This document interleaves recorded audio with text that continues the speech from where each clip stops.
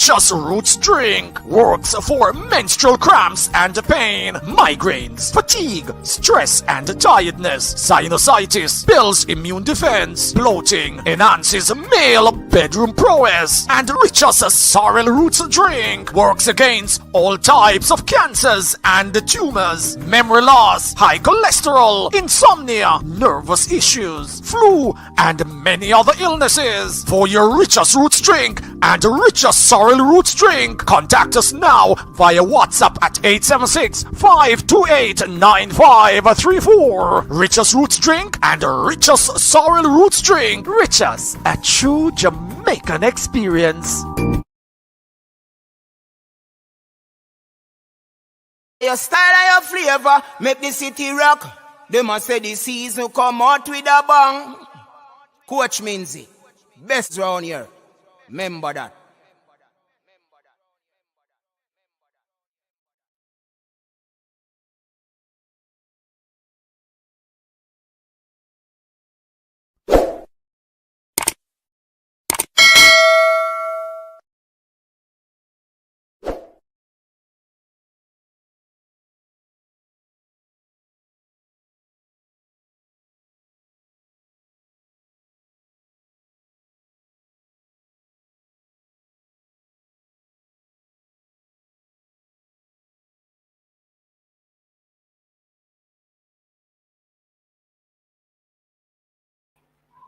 Oh boy, oh boy, oh boy. Congratulations to Canada. Congratulations to Canada on reaching their second World Cup. Lulu, big up yourself. Big up to the people them over. Hey, the Facebook people them are give me a hard time, you know.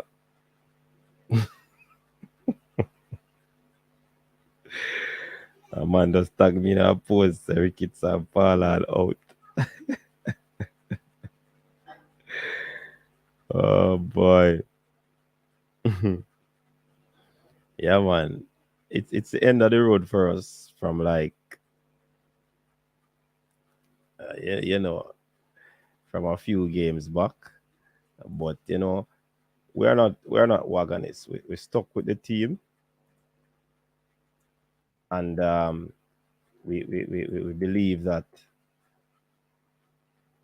some miracle could have happened, but it has not happened. And we're just here. It's the end of the road for the reggae boys. It's it's something to smile about. It's not something that we would have wanted to happen, but it is what it is, people. It is what it is. And yeah, it is what it is. Reggae boys, we have with us wheel and come again. We have to just, you know, hope that we take the time to reflect. A matter of fact, Costa Rica is leading El Salvador 2-1 at halftime. That's a big result for Costa Rica at this time. Big result for Costa Rica.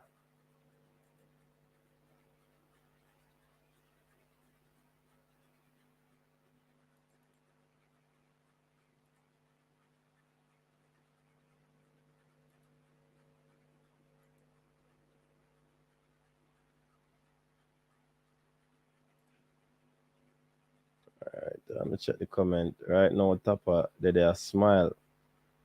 El Pagino, live at Derek, up. See one or one, see one, or whatever him name say Paul no have no tactical awareness, like brother we never did I go win anyways. Them local players sick me. Alex Marshall is a disgrace of a football. Coach, congratulations to Canada. Yeah, man, we big up Canada, man. Congrats to Canada. Never expected nothing better. Canada was going to be in the World Cup regardless. Vassal, Maggie, and the rest just a waste. Coach, how many clean sheet Andre Blake have for Jamaica? That's a good thing. You can check out. Big up Sonny about it. Travis, me even I got beat if about 3 ball him gets something. My question is, Paul, a coach. All these people always have a big talk about local players. You see, there are levels to this. Coach Mindy, now that selector Paul Hall has dug into the dub plate box and come up with cockroach egg, what does he still keep his and in the year the man get 4-year deal. Maps your baller, but today is last game. But Lamar should have started need exploration as to why Chippy and Gray never reach. King was all over the place. Him need to know where to play. Only at 2 home games, Gray not fully vaccinated. We cannot beat ourselves up about the game because Paul care with us. Yeah, that's true. Leon Bailey is a genius. He sat out this game. One Carlos Osorio. Tried, tested, and proven. Right man for the job. Jamaica big up player that are not good. Call in people. The phone line is open. The phone line is open. Call in. At least we never pick up 6. Seriously, Jay? Umbre performance, the worst we play so far. No European clubs going to be looking at any of the Jamaican players for now after seeing this game. Paul a better coach Tapa by far. Jamaica needs a goalkeeper that communicates well with the players, some effective forward and a right back. Canada expose or right side today. Tapa ever pick up 4 from Canada yet? King looks better in a back 3. He seems lost in a back 4. I see what Paul is doing. He needs time. Let's move the goalpost and blame the coach this time after we saw the same before. The players aren't at this level. I see improvement in the team. At least we can play the ball out from the back. Ajuma in pick up 4 from US though. Love the result this for Jamaica and Paul. Climate maybe get to them. Me not blame no climate, man. I'm not talking about climate.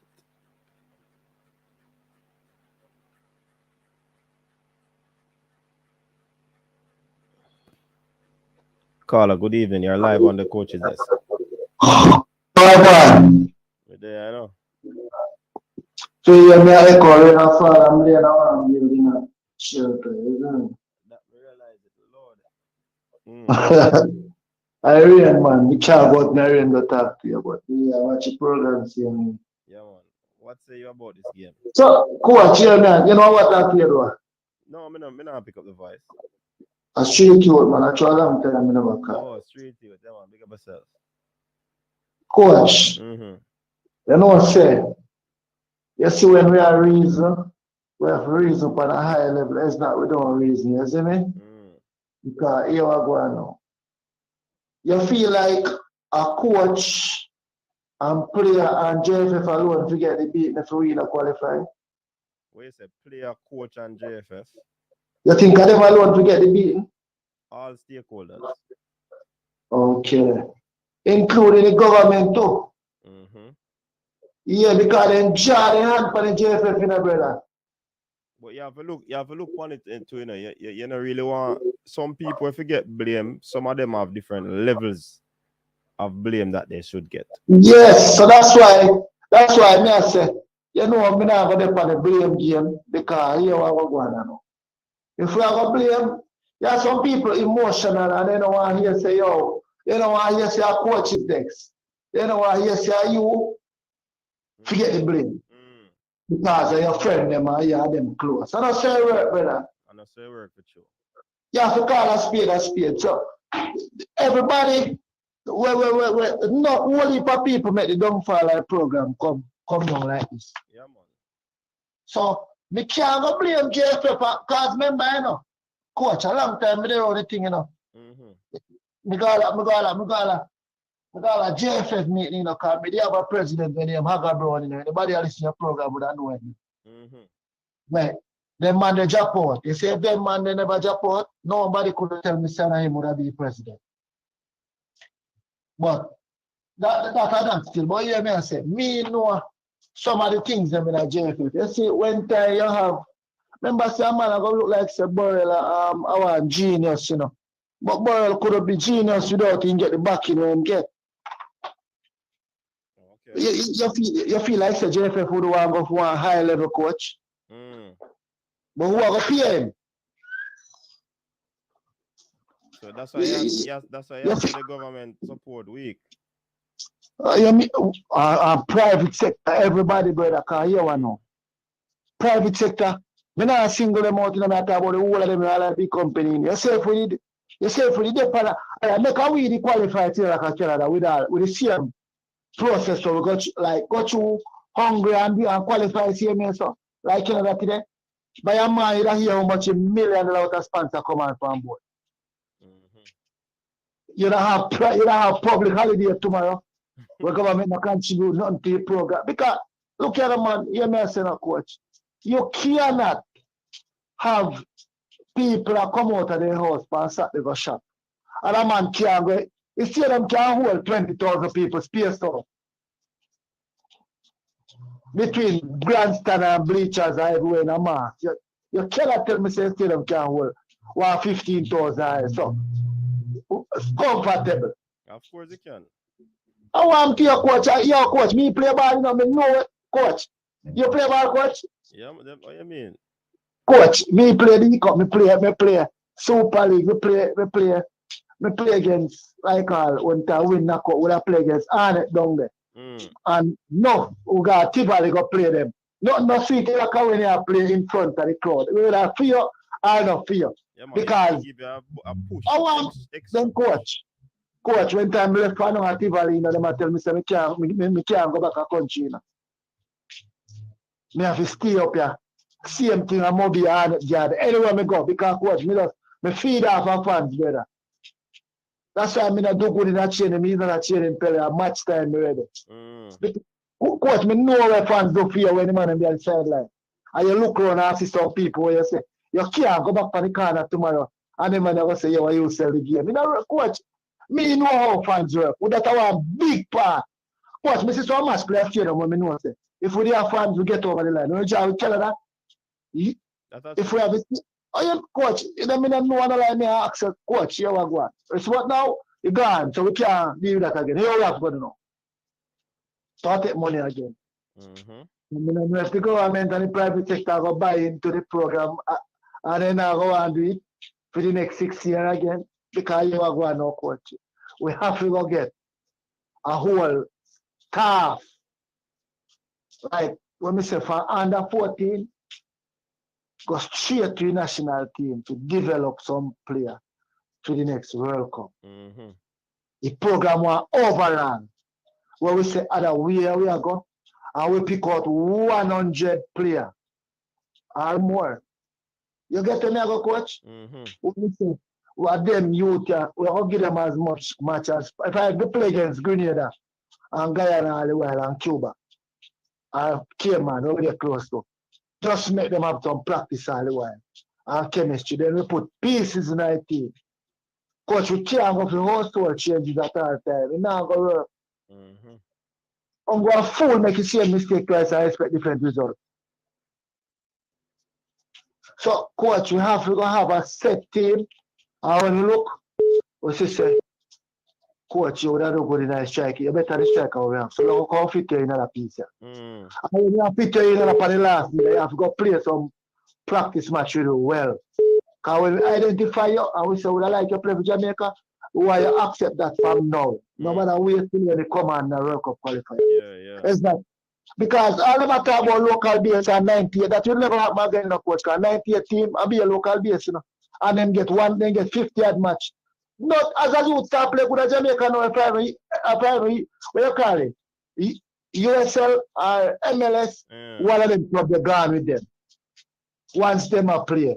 And then gone. So you're not gonna have them so regularly if you have a group of players where you know say yes, I core I team this.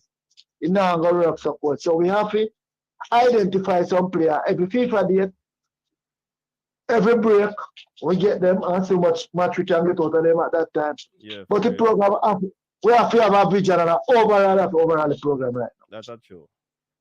So it no matter who want to be JFF president or who want to be, we have to have a system. We have to have a system set up right now in terms of under 14 go straight up and no arrogance can in the coach. Mm-hmm. No arrogance can in it. Because anyway we get arrogant, it's not going to work. We have to know where we want for the next. For when World Cup are play, it's even easier. Now we are host World Cup 2026. Yeah, the region and that way. So then the chief spot they gone in the coach. Yeah.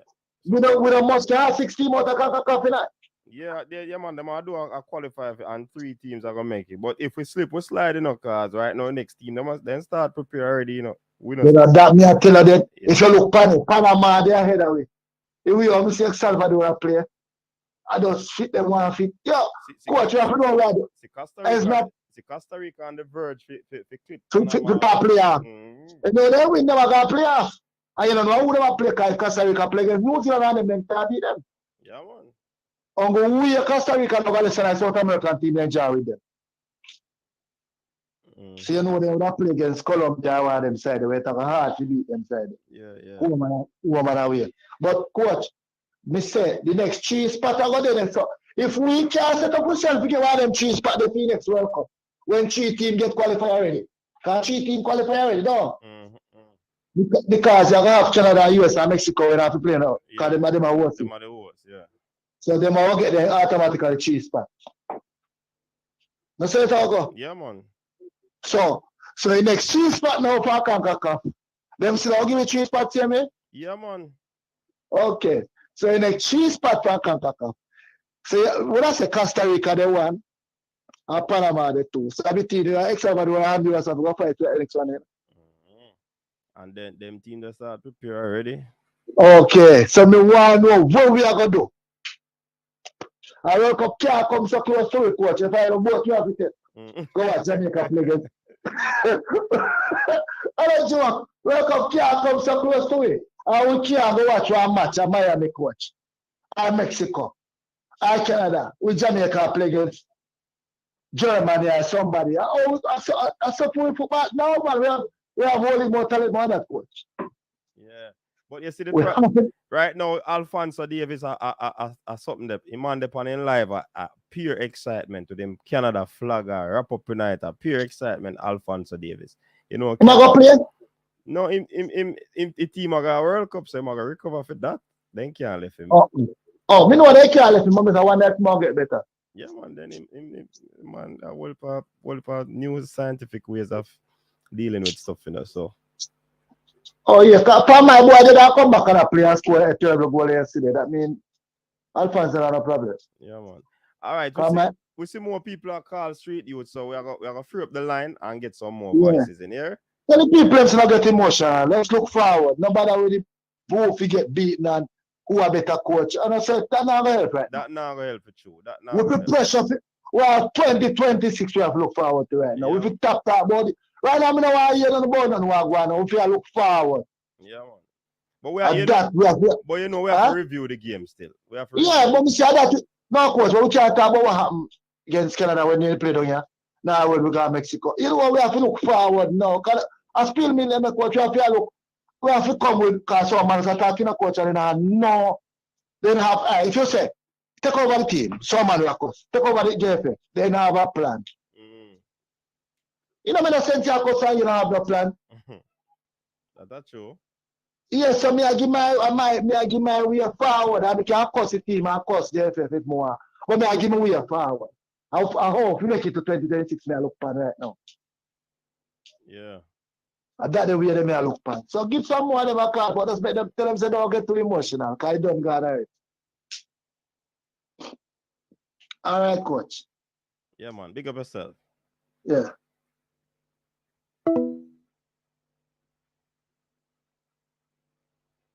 All right. Sorry about that, people. Just call in again if you can. If you can. Canadians, they must celebrate right now, people. Big celebration.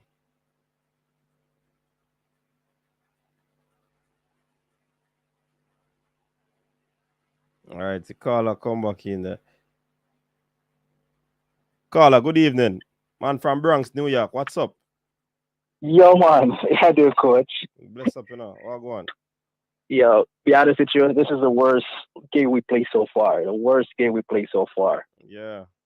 And be honest, I don't see. I'm looking at what we could build from the local camp. I don't see nothing. I don't see nothing there. I don't see nothing there. I understand.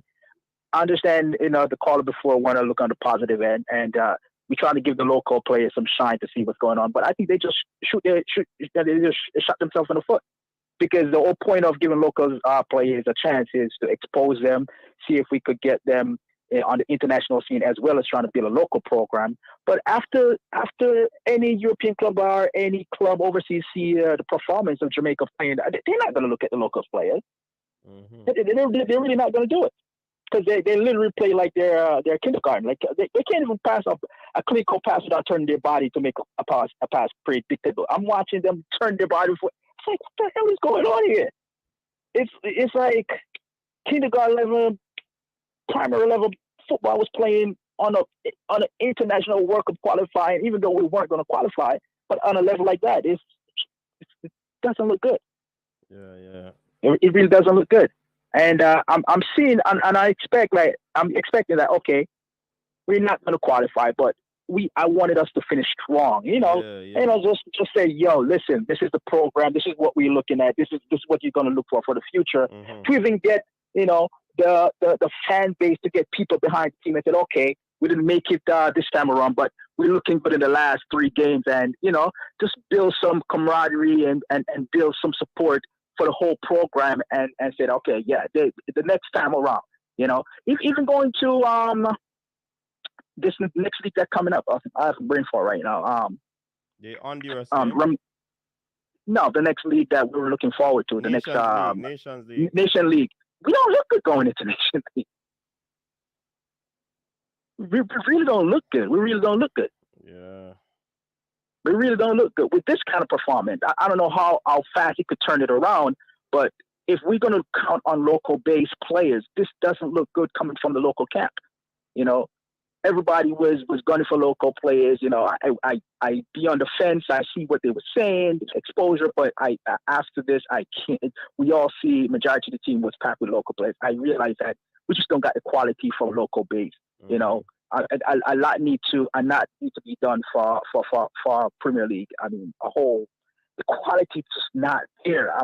If this is what the best that we could take out of our Premier League to play for the national team, it's horrible. It's garbage. Yeah. The league needs strengthening, and not all at well. I think Daniel tried. That is Daniel. Yeah, I see individual effort. I did see individual effort. But, there was putting in, that was running, but it's like 1-2. It's just I mean, I remember my days playing. I mean, the passes for this level, passes. A player should be passing ball way more clinical than that, control way more clinical than that. At this level, I'm like, these are national players. I remember national players. I mean, they touch the ball, you can see that they're national players or professional players, like at the top of their game. These guys, I don't know if it's a turf, I don't know if it's surf, it's cold, but there was nothing there that could say, okay, yes, this is how we used to play. I remember I'm coming out of the '93 and I played the Caster Cup, but Jesus, this is not it, man. This is not it. This is not it. I mean, I was embarrassed, bro. I didn't want us to finish up like that, man. I mean, not on national TV. I mean, like, listen, I don't mind us not making. I understand we weren't going to make the World Cup, but national, the entire world is watching this game, and we finish up like this, man. I mean, We should have just, kept the local players privately and practice match where it's not broadcast like that, and finish up strong. That's all I'm saying. We should have tried to finish up strong.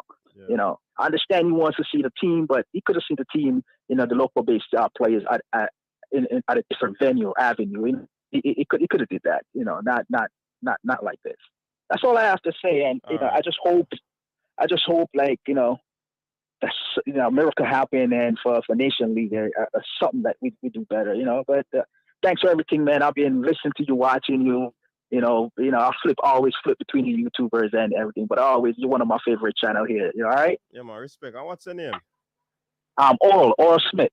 I always send my message now and then and drop my comment in now and then. Okay. All right. Big up, Oral. Thanks very much for supporting the movement, No problem, man. All right, big up yourself. All right, there you have it. Mr. Smith giving his 2 cents on what transpired today. Trust me, a whole lot of stuff can be said. People, I see a lot of you were calling. Call back, people. Call back. I see the calls coming in. Call back. Sure, no. All right, let me see if I can call back a few of you. I think that was the one who called just now. Let's see if we can call back the man from down at Germany. But yeah, people, it was a disappointing. Yeah, Joseph Brown. Cool. You see, we're calling, man. You're What's up, live on the show. We're here. What say you? Yeah, we have to jump on the beaten stick like the players and the coach. We just have to look forward because Nation League quick and fast coming up. We should have used the last 3 games to build a core to gel because we don't want to get embarrassed in the Nations League because short-sightedness is going to make us drop out of Group A and lose our ratings, and then it's just going to get worse and worse. But I'm not trying to say all doom and gloom. We need to come up with a solution quick and fast. Like I've been saying, there's an arms race in CONCACAF. Canada, the US, Mexico, Costa Rica, and Panama are going for the big guns wherever they come from. Like the teams with like French and Dutch lineages are going for the players in the leagues that Dutch and France aren't using. We can't be like only Jamaicans born in Jamaica or English-based Jamaicans. We just got to pick the best team and try to figure out some way to blend and gel before the Nations Leagues, or we're going to get embarrassed. Yeah, and the thing about it, all these other players who play for the various other countries, they want to play international football. They want to go to World Cup and whatever competition there is. So, I mean, you can't even really blame them for wanting to play for those countries. It's just some of the folks have problems with putting a unit together from wherever in the world. You know what I mean? But I hope, as I said, there will be a quick turnaround, a speedy movement from the powers that be to get this train and ball a rolling, because we can't continue with this. It was a poor game. And looking at the Canada team, the commentator saying half the dudes on the Canada team could have played for Jamaica. Certainly, I know 2 of them, Junior Olet and Buchanan. Those 2 could have played. So we need the best 11, the best 23, regardless of where they come from, because international football now doesn't give you time to gel. They don't give you practice games. So you have to get a competent coach and the best players, at least 4 deep per position, and try to build from there, because it's not looking good for Nations League. And Nations League is the one hope we have for Gold Cup before the World Cup qualifying start again for the next cycle. So if we trip up in the Nation Leagues, don't go to Gold Cup, it's just gonna look bad. And I don't even know where to go from now. We just need a quick solution. Yeah. I know everybody in their feelings right now, so probably not gonna get any good nuggets of information or how to build a team going forward, but it was a bad loss today. No matter who you support. If you're saying local or English-based, it's still a bad loss. All right. Respect, Joseph, for that. Thanks very much. We're gonna see if we get to another caller. Someone was calling in before, All right. So big up. All right, coach. Take care. Yeah, man. Travis, you say we did not go winning a Travis, so we don't know what's going on. Caller, good evening. You're live on the coach's desk. This look like the man Clive. Yeah, man, go on, coach. We're here, Clive, steering down the bar. Yeah, what? Yeah, I wasn't looking on the result, I just try to look on some player who can fit in going forward. Mm-hmm. You see, King, he have talent, he just want to settle down, he might get it. The youth they go get it. We just want some, but I don't want them left out the young English youth player them, There are some young English player coming at the side too,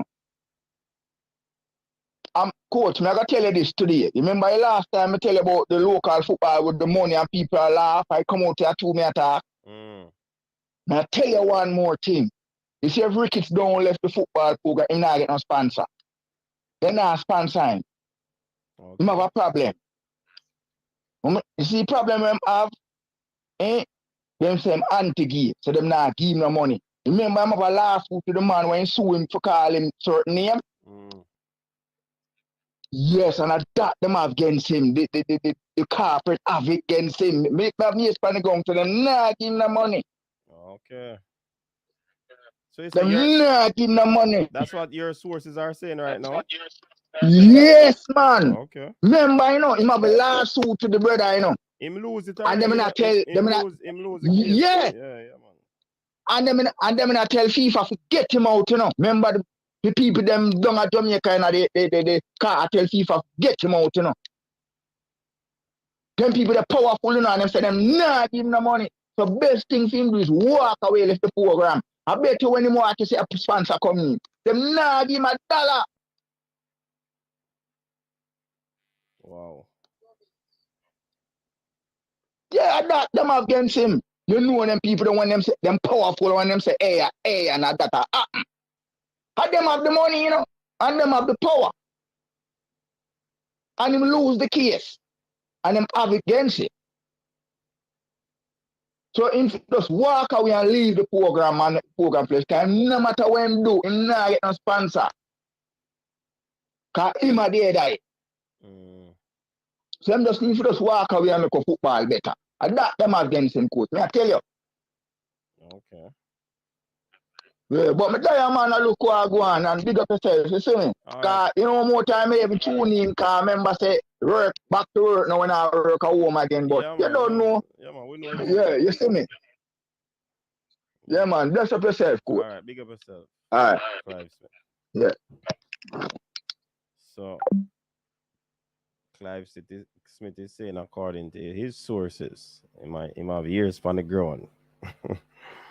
All right. So, people, the phone line still open. You can call in. Who else missed that call? Call and let your voice be heard, man. Let me see if I can. This person was calling 2 times. Let me see what go on this one.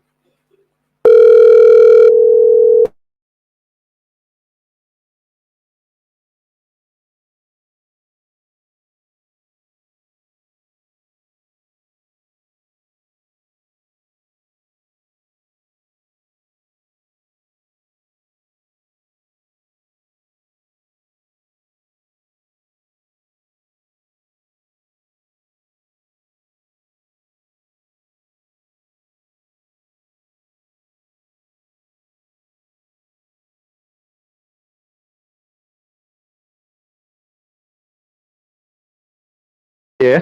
Yeah, man, you're live on the show. I wanted to make my point earlier. Let me tell you, as it is, I personally got disappointed. When you look at where a leader he for himself. Yeah, man, this is a leader, man. Don't you know that, sir? Yeah, man, I just pick up the voice, man. What you say? Okay, yeah, man. As I said, I'm not overly disappointed because basically we only had 2 exams. The question is, what happened to the other 2? That's a big question that has to be answered. We had 2 what? But we had only 2 genuine center halves there.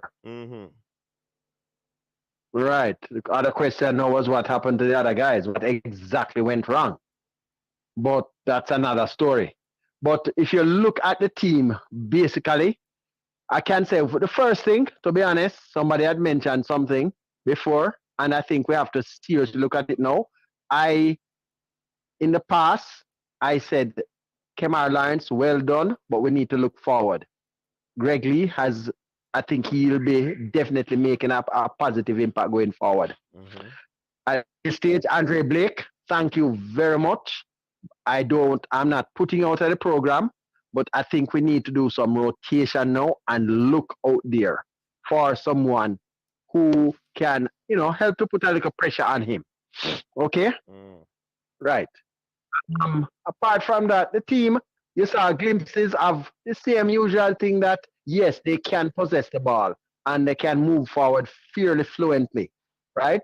We didn't have that striker there that can make the difference.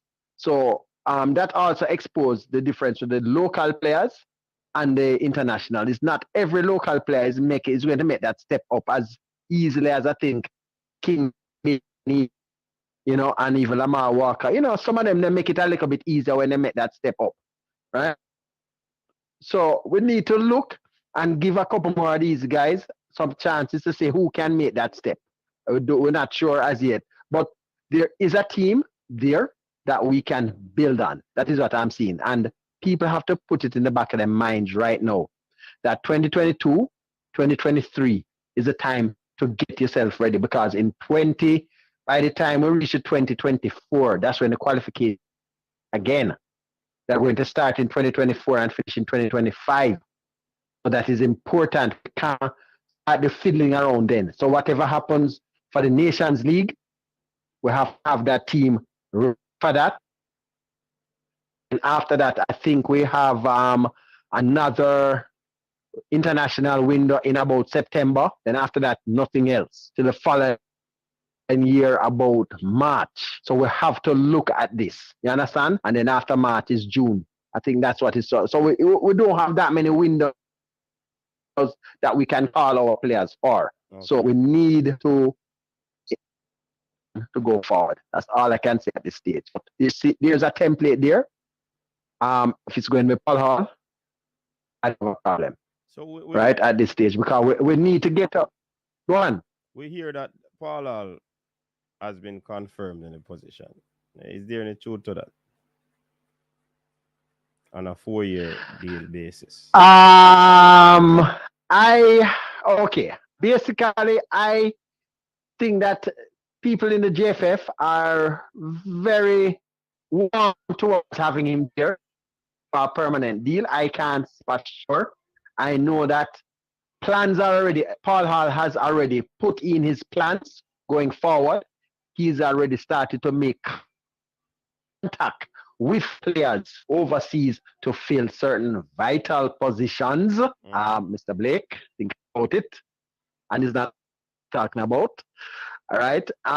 So there is something I can't say it for sure, right? I just know that Paul Hall isn't going away anytime soon right now. We're going to have him. He has a plan, and I think he's going to get a chance. So the JFF, right? they're up to the plan that he has. They really like the plan that he has. Sorry. The JFF. Paul Hall has a plan going forward. And the plan that he has. JFF, it seems so. I think a number of people in the JFF like what is coming with. And the idea to look here, I don't like going back to the past. It's not good. But you have to learn in history where you're coming from and the mistakes you made before. So you know we have seen this thing where, believe me, the team was fractured. Leon Bay and the Black and he called a spade, right?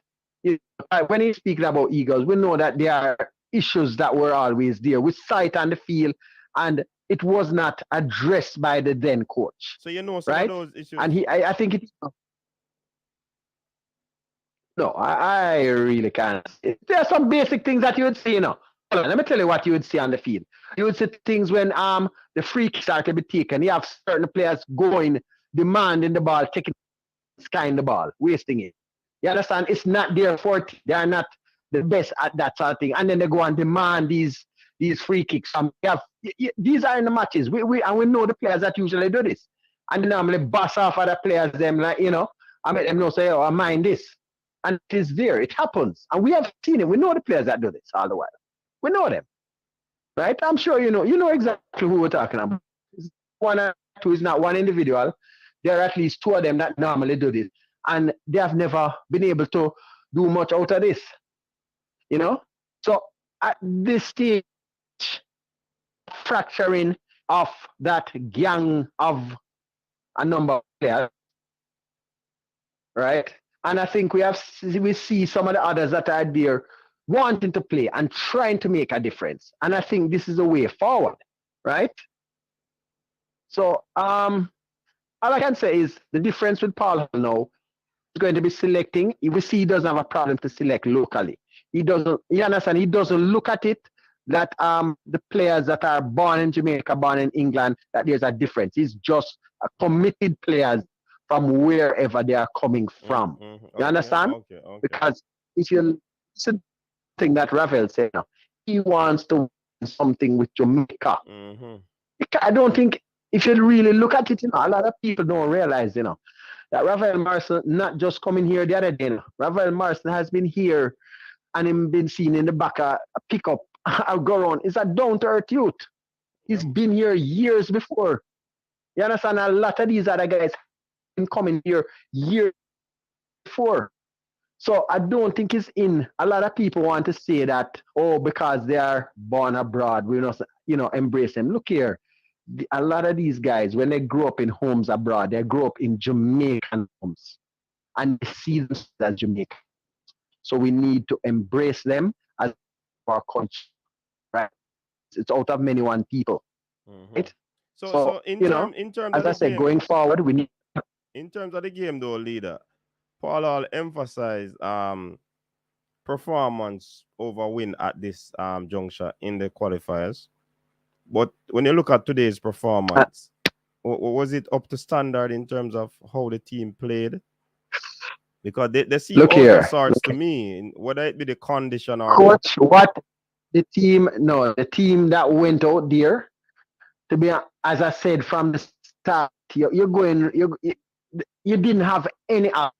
Of course, the coach has been playing the team with a back three, right? Which is it seems that his preferred thing. He has mentioned it also that is his thing going forward now. So they have obviously been practicing yourself for a match now.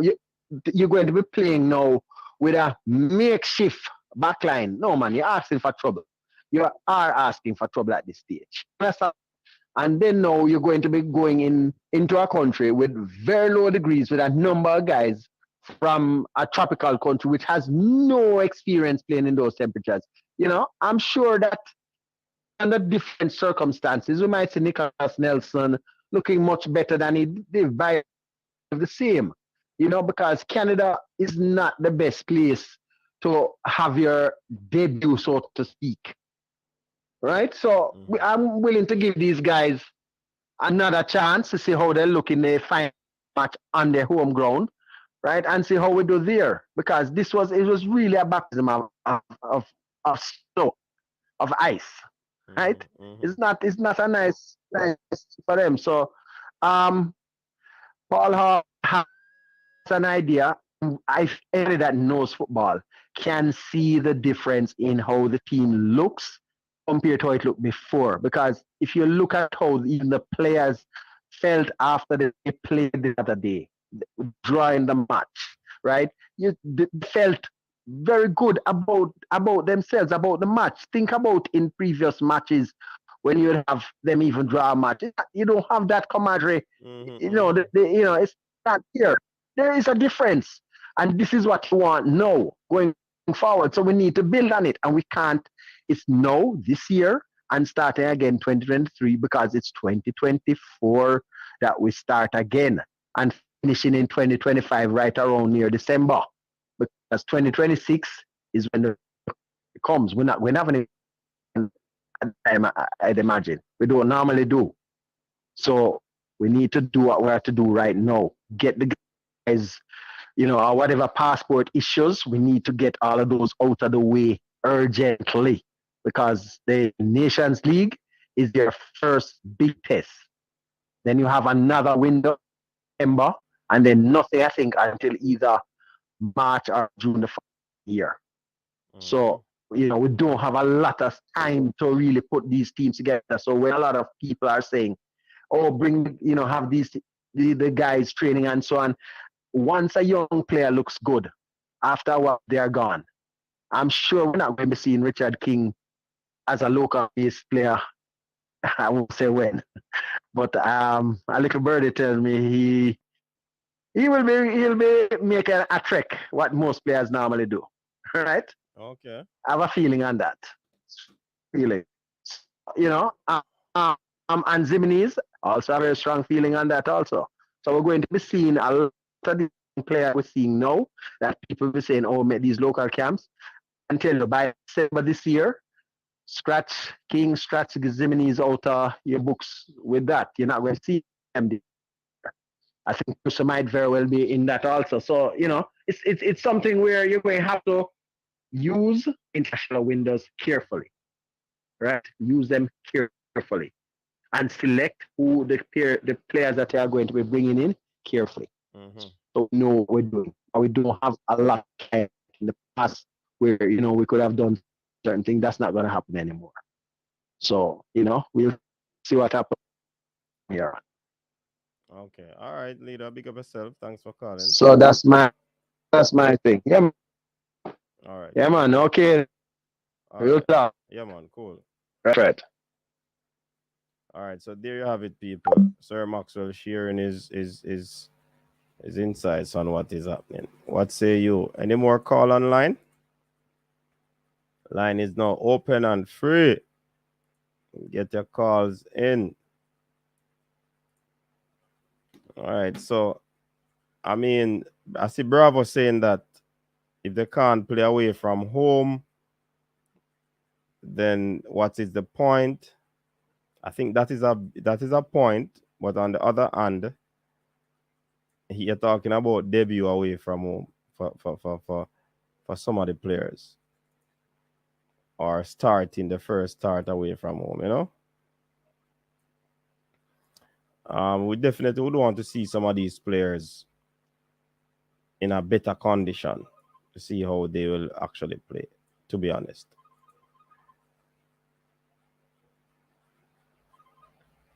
Kyle, big up yourself, Kyle. Welcome to the show. You're live and direct on the coach's desk. All right. Big up to the fans. Big up Mr. Menzie. Yeah, I think that I'm one of the guys who basically wanted a win. Mm-hmm. But win, lose or draw, I'm always rooting for Jamaica to win. But people need to look at Jamaica in context. If you don't tell the story in context, then you're lying to yourself. All right? Now, Paul Hall selected basically a subpar team. That's the team that he was handed.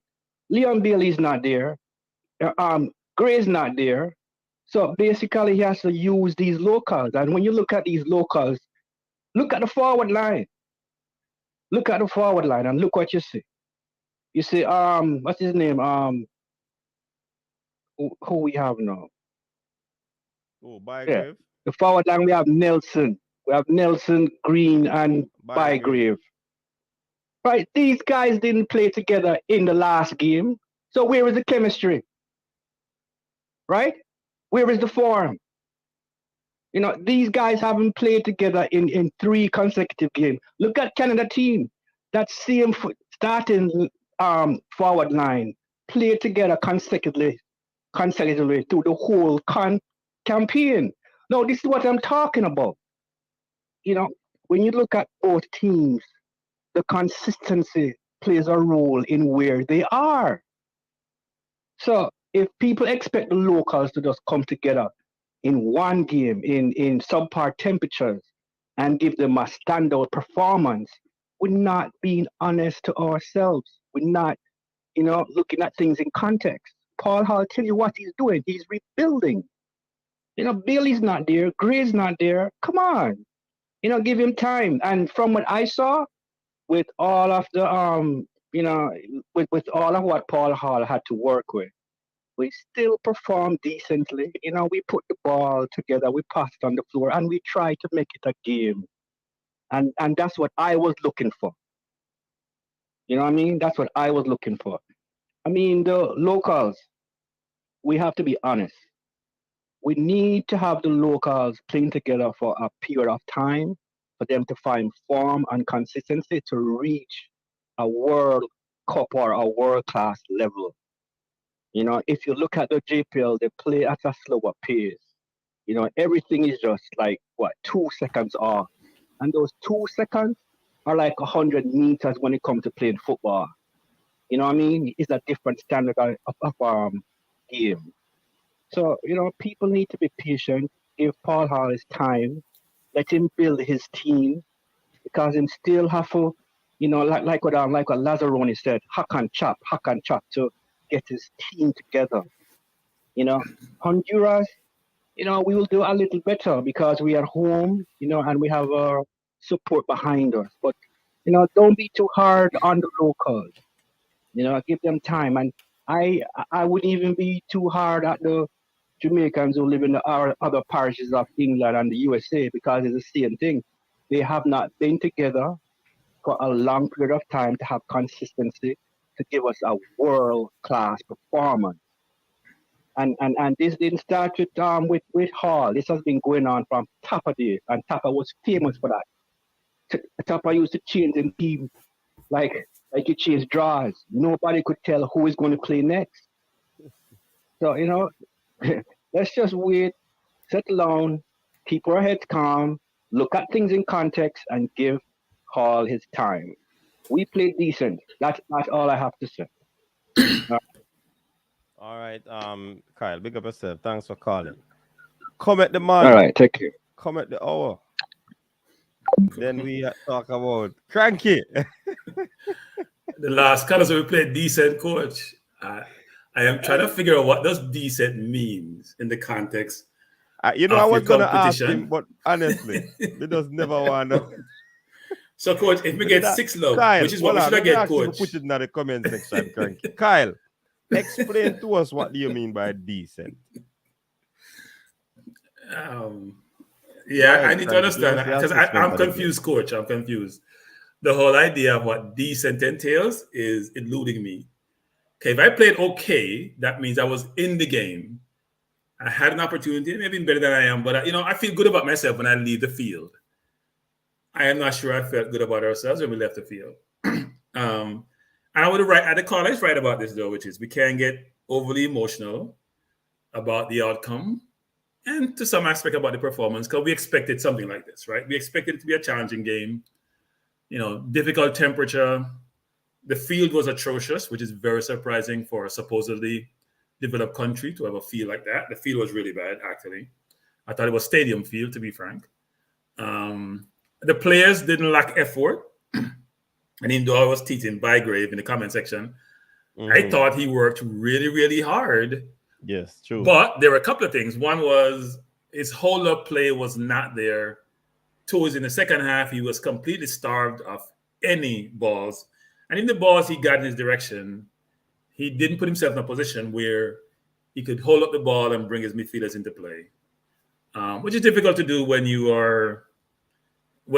don't have the connectivity between all the players in the different positions. I will say this though.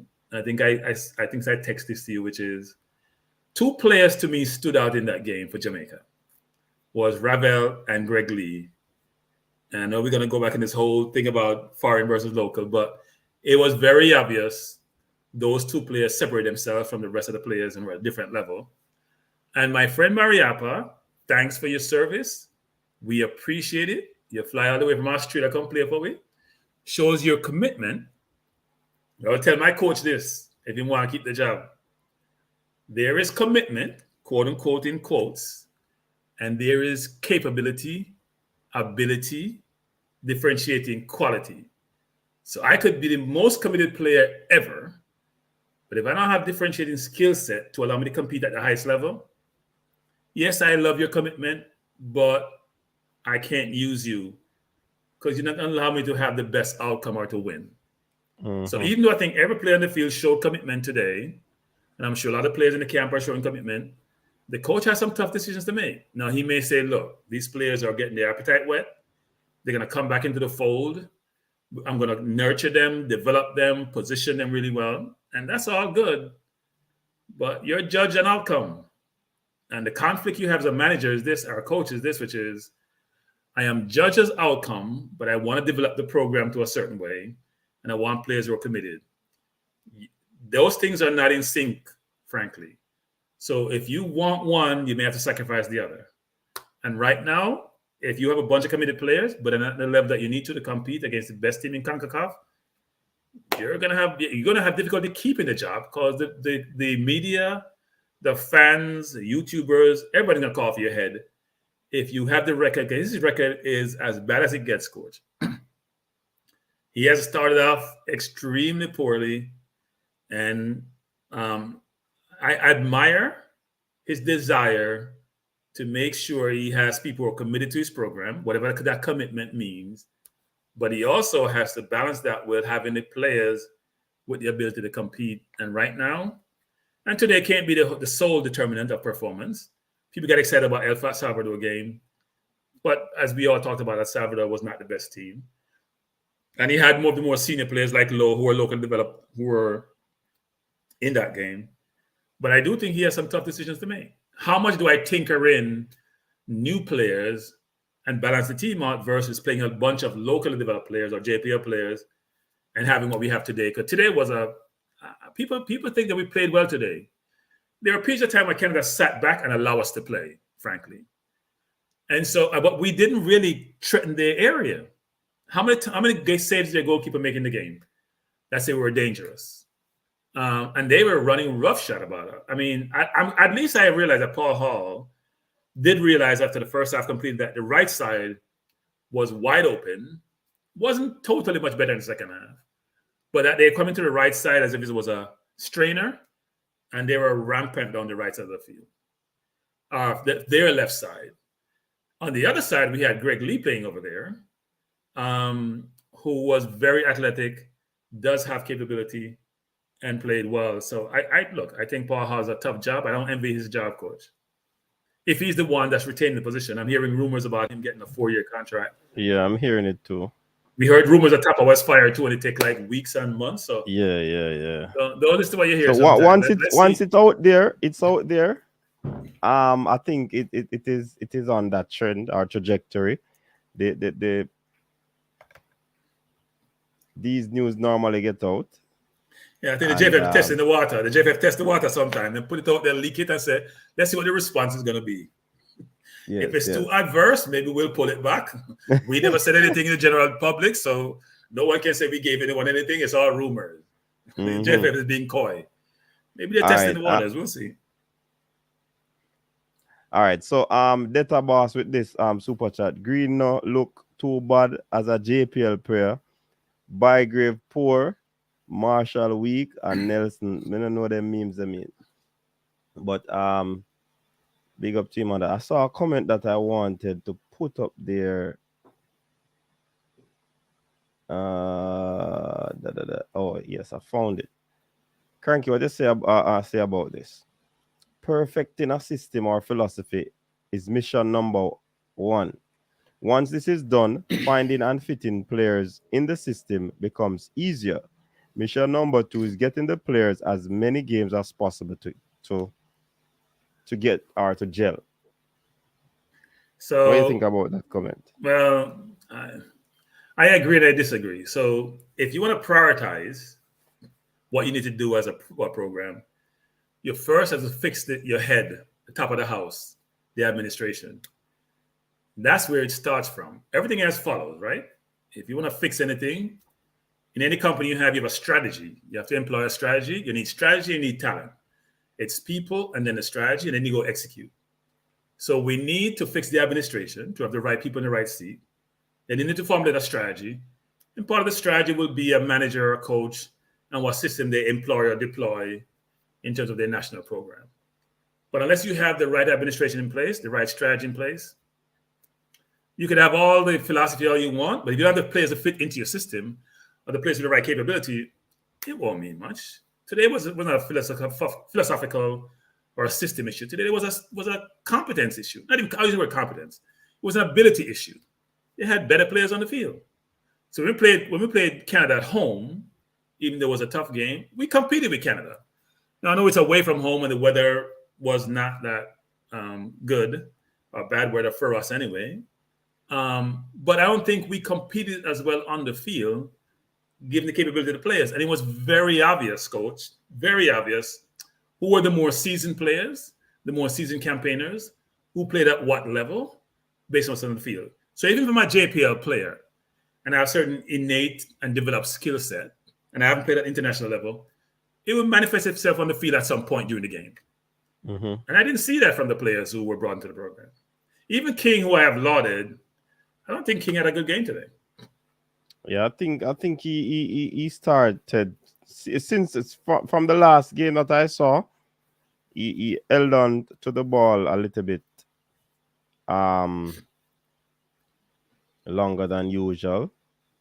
The last game wasn't bad. This game, I at one point I wonder where he was playing.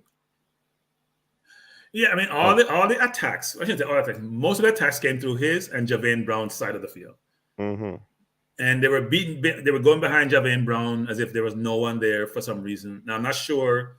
Is that Javain Brown to cover, to play deeper? Is that King to rotate over? Is that the midfielder, Speedy, to rotate? I don't know whose responsibility it was or why it was the way it was. Because it wasn't as if they were overloading one side of the field that much to create those mismatches. They made my boy who quite play for us, Canada, and the UK look like he's a genius footballer. I mean, they make Hoylett look like he was world class. Now, Hoylett's a good player, but he's up there in age. He's not as good as we made him look today. He scored a very good goal, but I don't think he's at the level made him look like he is today. Yeah, but these are some of the things that often come on to us, you know. Players. Yeah, well, look, the recruiting strategy, Coach, is almost non-existent. I think the players that recruit themselves to come to our team versus having a sourcing and recruiting strategy. And in anything you do in life, it's about people, right? It's people that drive. Say the best people. If you want someone to fix your health, you want to look for the best doctors. You want the best plumber to come fix your plumbing. You look for the best people if you can get them. And the best people are normally more expensive.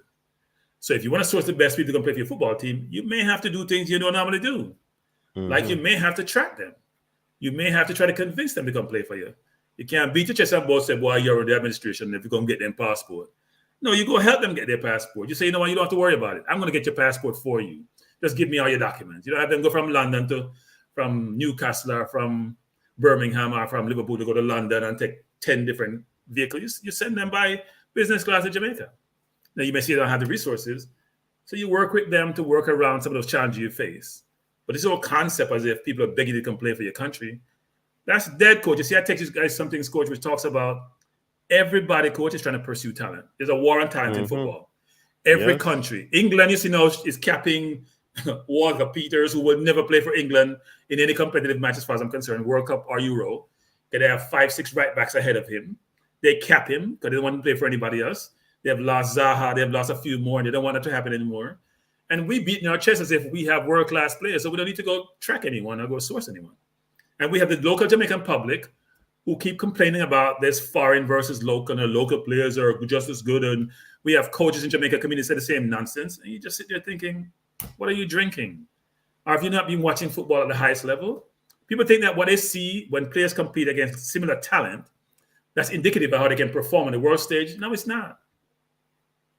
When you compete against similar talent, and the talent is exceptional and you can hold your own, then that qualifies you to say, you know what, this person can compete. Not when you're playing against players at your same level. That doesn't work, Coach. All right, there's a comment on screen for you there, Cranky. I don't recall Cranky said the players don't have the ability then, but no, you look at the background of players, they say they don't have the ability. When it's clear this is a makeshift. I'm confused what you're talking about.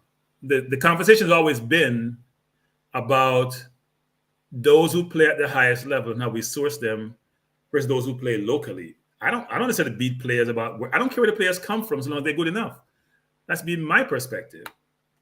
And the fact of the matter is the players who play overseas from Jamaica, whether it's the Lowe's or Speedy or Lawrence or Blake, are better than the players who play in Jamaica. That's not even debatable. And they're not as good as some of the other players who play at a high level than they are. So if you look at the hierarchy, they're different. There's probably 4, 5, 6 different levels we're talking about. Whether you're Premier League, you're the lower league than Premier League, you're at the MLS, you're at USL. And the thing that I hear about Jamaica is the complaint is that, well, they haven't been given the opportunity, or they don't have the right agent. And sometimes that may be true. But a lot of times, differentiating talent find their way to matriculate to the best level. And frankly, this campaign, I'm not going to blame on the players. I think this campaign, the JFF has to hold their hand up and say, you know what? We're as false as everyone else. The JFF, COVID is also a contributor. But I think the JFF is mainly. And if the gentleman, Ganesh, is going to say, I said the players weren't at what level, it depends on what players we're talking about. We haven't seen a lot of JPL players playing at this level. Because of COVID, they didn't get an opportunity to play. They're just coming into the team. So I would agree we shouldn't judge these players based on today's performance. But I'm talking about for the whole campaign. We're not talking about localized game anymore or individual games anymore. We're talking about holistically what transpired during the campaign, where we ended up, where we are now, and where we're supposed to be going. Mm-hmm. And I have no idea where we're going. He said that this question was prior to the one you answered before. Compare this team to the one that lost 3-0 to Panama at home. Do you see any similarities? The one that lost to Panama was interesting, Coach, which is we had a lot of mostly English-based players who had no time to prepare, who were disorganized, who weren't well managed, and yes, they flopped big time. I don't think that was totally. Some of those players actually weren't good enough, frankly. Some of those same English-based players you talk about, Ganesh, they weren't good enough. When I say players not good enough, I'm not excluding English-based players now. I don't think Mariappa is good enough anymore. Mariappa at Watford, playing on wing back, was decent. Yeah. Cranky, to avoid the English-based players, so the parish of England. All right, so the parish of England has players who are not good enough, right? The Mariappas are not good enough anymore. The Bell are not good enough. The kid that was in Japan and pulled up a fat because he couldn't, what was his name? They're not, we can't just pick up anybody who can play for us. We need a comprehensive recruiting strategy to get the best players, no matter where they come from, whether they're US-born, German-born, English-born.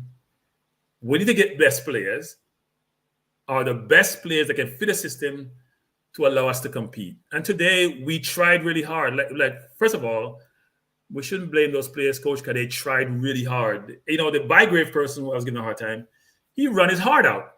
The last game he played, he looked tired to me. This game, he ran for the entire game. But he was running around in circles because the ball was just being played around him. And even though we're trying to press, Coach, when you're pressing in a coach, as a pressing team, you rest on offense, Coach. If you're a pressing team like a Man City or Liverpool, you rest when you have the ball. Because then you can keep it. We can't keep the ball. So you run really hard. They play around you. You win the ball and they take it back from you. You're going to be tired in no time during the game. Mm-hmm. So if you're going to press and can't keep the ball, I don't advise you to do so. He's going to run himself into the ground and end up being challenged. And we were like a sieve today, Coach. They were coming through the middle on the right side for the entire game. A few times on the left, but even though we said Buchanan a very good player, how many times did Buchanan, when he was on Greg Lee's side, was penetrative, apart from a couple of times? Mm-hmm. Yet Hoylett on the left-hand side had a field day. Yeah, definitely. Hoylett was, and you could see the pattern of play from the Canadians, you know. Well, what they did, Coach, is the right-hand channel, which is their left side, and they meet upon a closed door. They just switch it back in the middle, or they cross the ball over the top, or they cross it by playing it back. So this team, you can see that they have been playing together. You can see that they have a pattern of play. You can see that they, put things together to ensure that if they met upon other stuff, they have a way out. You know what I mean? Well, Coach, when you've been pressing a coach, you made it feel as wide as possible. So they played on the line, right? They played it to wide men out wide. They play Hoylett and Buchanan wide. They played them really wide to spread the field out. So I'm impressed. I got to create angles. I got to create space. and they create the space so they move the ball. And if you've been pressing one side, you switch to play and keep on playing. They did that really well today. And we were trying to press, but then we have two people in the same position we're pressing. If you're going to have two people in the same place when you're pressing, that means you corner the person. The corner, the sideline is your friend, and you're cornering the person. We're not cornering them. So when we press and they beat the press, they have all the space to attack us. And when we get the ball, we can't keep the ball, coach. So. Yeah, we can't keep it. And like you said in the comment section, you know, it is too much of a hard work when you play and win the ball, but at the same time you just turn it over right away. Yeah, because about the coach, we're not like, you know, we're not long distance runners, you know, as a people. We're not long distance runners, so we can't run all game at that speed. It's not happening. We're 400 meters, 200 and 100 meter runner. So when you have me running all day like that, I'm just gonna burn out. If we want to use, we used to talk about athleticism, coach, how athletic we are and how quick we are. Yeah, but there's also other elements to that which doesn't work for us in a football game, which is 90 minutes, which is we're gonna bust pretty quickly. You have me just chasing the ball all game, you know, and I can't keep it. Because when I'm on offense, coach, I feel encouraged. I want the ball. I can move the ball. You'll find energy, coach, when you're playing offense. When you're playing defense, it's much harder work.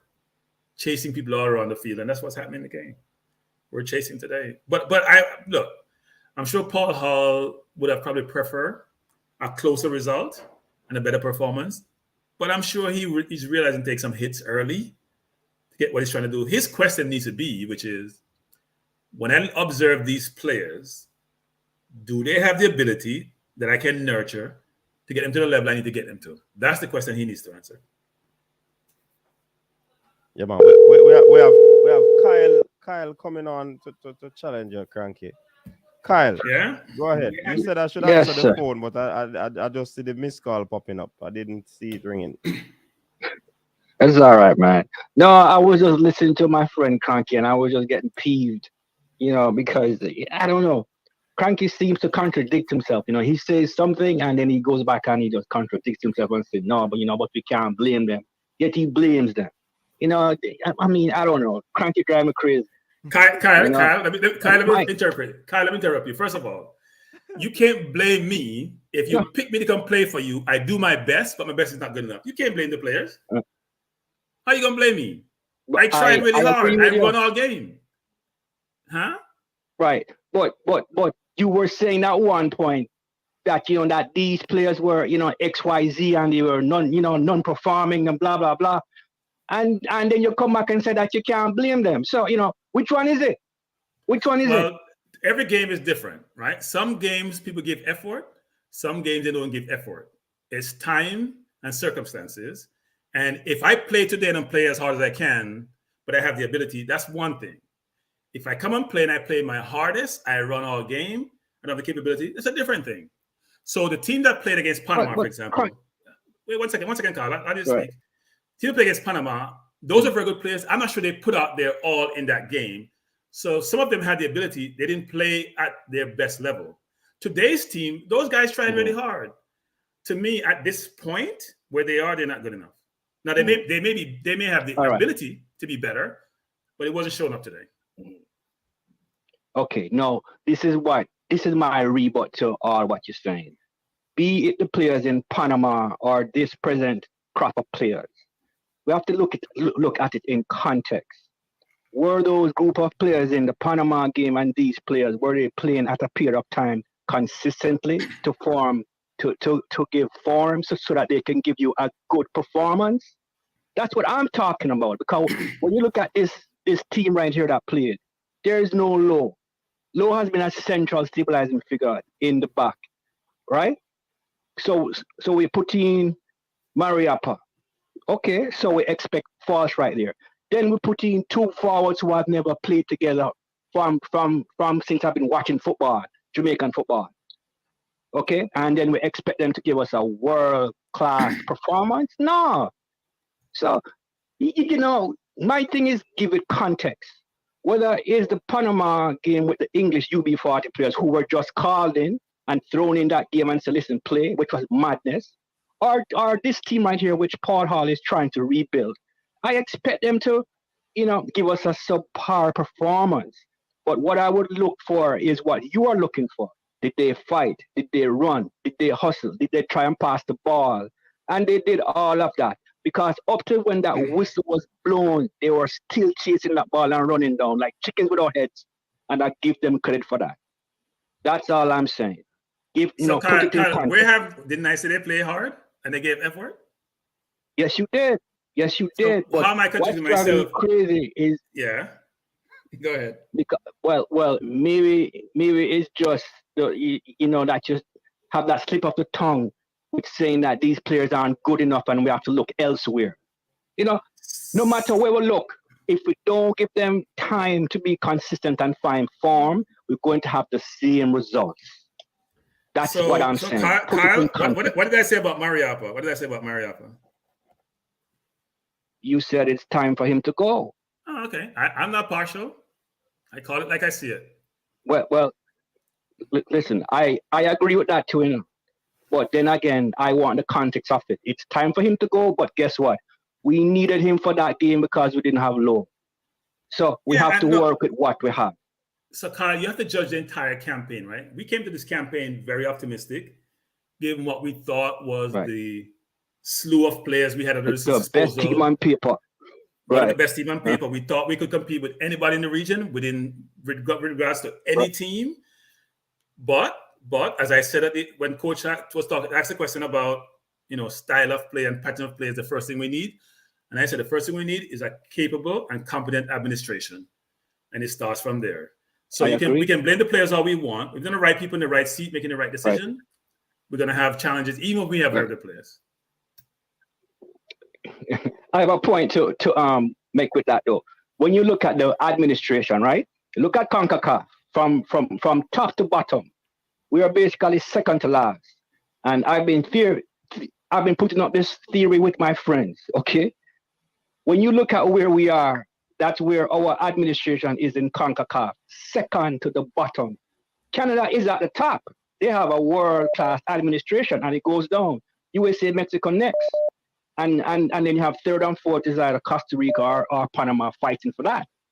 Our administration is the second to last in CONCACAF. So when I look at Jamaica and where they are, I'm not blaming the players like you said.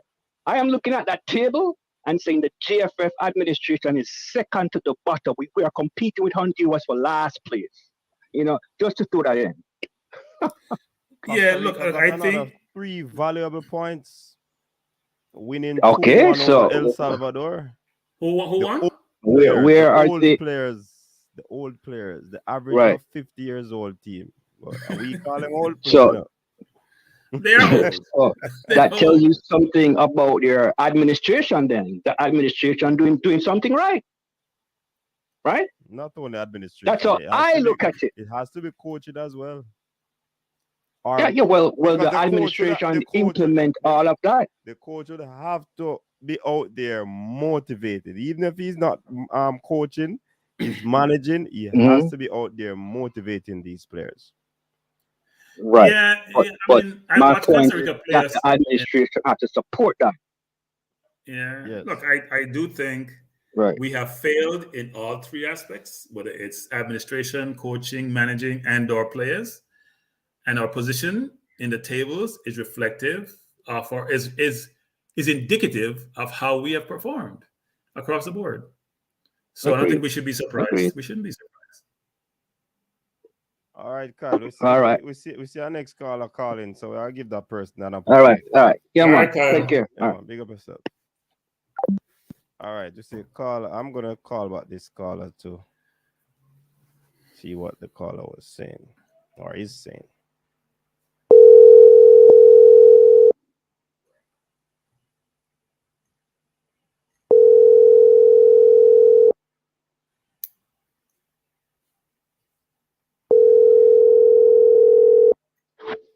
Hello?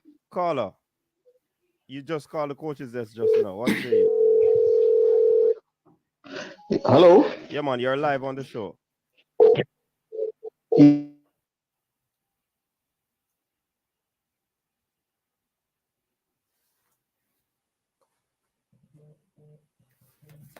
Sorry. All right, go ahead. Yeah, you see, we have created a problem with this Panama game, you know, and people have a lot of misguided notions in regards to this game, you know, and I was worried about that when I saw it, because when I saw the Panama game after 3 minutes, I know it was a messed up formation. It is not the same, because after the Panama game, Roof, Antonio, and Pinnock acquitted themselves. The problem is that a lot of the local base players, they have a low football IQ. Their positioning is not good. Their decision making is poor. And it doesn't matter how many chances they get to play. We have to be honest about that. Because I have seen that with, what's his name? The number 7. They keep pushing these guys like Walker and the other guy there. That midfielder that has been around for 4 years and he has not improved. Peter Lever still talking? Yes, he gets lost in games because his IQ is low. And we have to be honest. You know, we have to be very honest. Sometimes experience makes abilities better, yes. But if you don't have the IQ to match their experience, you're not going anywhere. And we have to be honest. And too many local people are not honest. And we ain't going anywhere if we keep doing this nonsense. You know, we are not. Look how Canada plays. Oilet, I watched him at Reading, even when Moore was there. He's an ordinary player, but the coaching, his IQ, the coaching system that they play under, they have a certain level of understanding, and it grows with experience by playing together. A lot of these local-based players have been pushed for years. Walker is not new. Basley is not new. He's been around since 2017. Most of the core players that Topper chose from 2017, they have not gone on to anything. You know, and that is where the problem lies. Picking good players and giving them opportunity and identifying good players. You know, you can see good. The first time I saw Topper in 1993, I know he was a good player. The first time I saw Jermaine Yu, I know he was a good player. The eye test, as Cranky always says, if you're intelligent enough, you can see that. A lot of these people that are there pushing this narrative, they are delusional. They're just trying to defend something that's not going to work. And it's how many years now since 98? We will try and keep doing this. That's all I have to say, sir. Okay. So, all right. So coach, let me say, you know, coach, well, you know what you do, coach? We should actually compare. No, that's it. All right. All right, big up yourself. Okay, thank you. Come on, thanks for calling. Yes, sir. You know what you do, coach? We talk about levels and different levels, right? And people sometimes gets perturbed about that and talks about opportunities is sometimes not afforded to everyone. So you can't see the player at a certain level. I would agree with that. If the player doesn't get the chance, then they'll have a chance to compete at a certain level. But I'd love to compare the players on the US team, the Canada team, the Mexico team, the Jamaica team. At what level do they play? Most of those players. And I think it will call out and sort of show, coach, that in those teams, on average, they're playing at a higher level than our players, right? At least the players who have been developed locally. And even some of the English-based players. So if you look at Davids or Davis or Hoylett, and Hoylett has played Premier League, by the way. I know the caller said Hoylett's not a good player. Hoylett used to be a very good player at one point. He's gotten much older now. He's in his 30s. But he was a very good winger when he played in the Premier League. I think he played for maybe Bolton or one of those teams for years. Even Arsenal wanted to buy him at one point. You know, we know about Alfonso. We know about Davids, who's now somebody who's been pursued by even my club team. So they have players at the highest level. Some of the US team, some of the Mexico team. So I would love for us to do a comparison. Maybe Panama doesn't have as many name players as we even do, but I'd love to do that comparison man for man and see where they come out. And I know people keep talking about is the system, is the system, is the system. But players make systems sometimes look good. So it's not just about system, it's the ability of those players. And that shows up a lot of times for us in games. So I'm not saying we should go score and just source players for sourcing's sake, but we have to have a strategy to source very good players to come and play for us. And we also have to check our egos at the door when we're sourcing players. Coach, here's an example, coach. In the US, for example, college basketball. You know those coaches who make millions of dollars, coach, millions of dollars, who are well-renowned, who have won championship. You don't have to go into an 18-year-old home, a 17-year-old, and almost beg them to come play for them, coach. Beg them, give them incentive, treat them like kings, coach. But that's how people treat exceptional talent. You have to lower your ego to deal with them because you want to win. It's about your ultimate outcome. It's not about you and your ego and you beat your chest about I'm the JFF administration and I can't lower myself to go talk to some 22-year-old to come play for me and try to woo them. That's how life is. Whether it's in a company, whether it's in a team, if you have a plumber, you want the best plumber, you have to find him pay more money than you want to pay him at the work and his time to come and do the job. You want the job done right. So we have to really try to figure out if you just want to be compete coach and don't want to win, then you can do what you normally do. If you're not winning, you got to change something to make sure you win. So my hope is that we change something. All right, we have a caller online. Caller, go ahead. You're live. Well, yes, sir. I'm calling from Toronto, but I didn't see the game today. But the first thing I'm going to tell you is that Toronto is a very cold day today in Toronto. Mm-hmm. Very cold. So there's one problem already. And Jamaicans, I don't care what you guys say, because I didn't know I come from a track and field perspective, even though I watched football from 1969. But it's a very cold day, so that's against him. The next thing, I was listening to the coach and your guest here and talking about Premier League teams and different level players. The Panama team, actually, the three best players playing the CFL, not MLS. This is a Canadian league they're playing. And a lot of the Canadian players playing the CFL. There's only two players playing in Germany. Nobody's playing in the Premier League in England from the Canadian team. So I don't know where talking about the players' ability and all these things is coming from. But the Panama team has nobody in the Premier League. None. Nobody, no one on the Panamanian team is playing in the Premier League in England or in Germany. They're not in the top tier leagues in any league at all, actually. It's just that Panama, as I said, they've been playing together for a long time, so that's probably make a difference. Mm-hmm. And the Canadian team, let me say, the last time Canada went to the World Cup was 1986. So Canada has struggled all this year and all problems, and the same thing you guys talk about is the same thing Canada went through. It's just that this coach is just hit something this time around. Mm-hmm. That's why it's working. You know, as you can see Costa Rica, the whole team, but look like they're going to get the fourth place, actually. So that is a lot of experience with Costa Rica. I can say that. As for the JFF, well, you know, I don't know if they're bottom.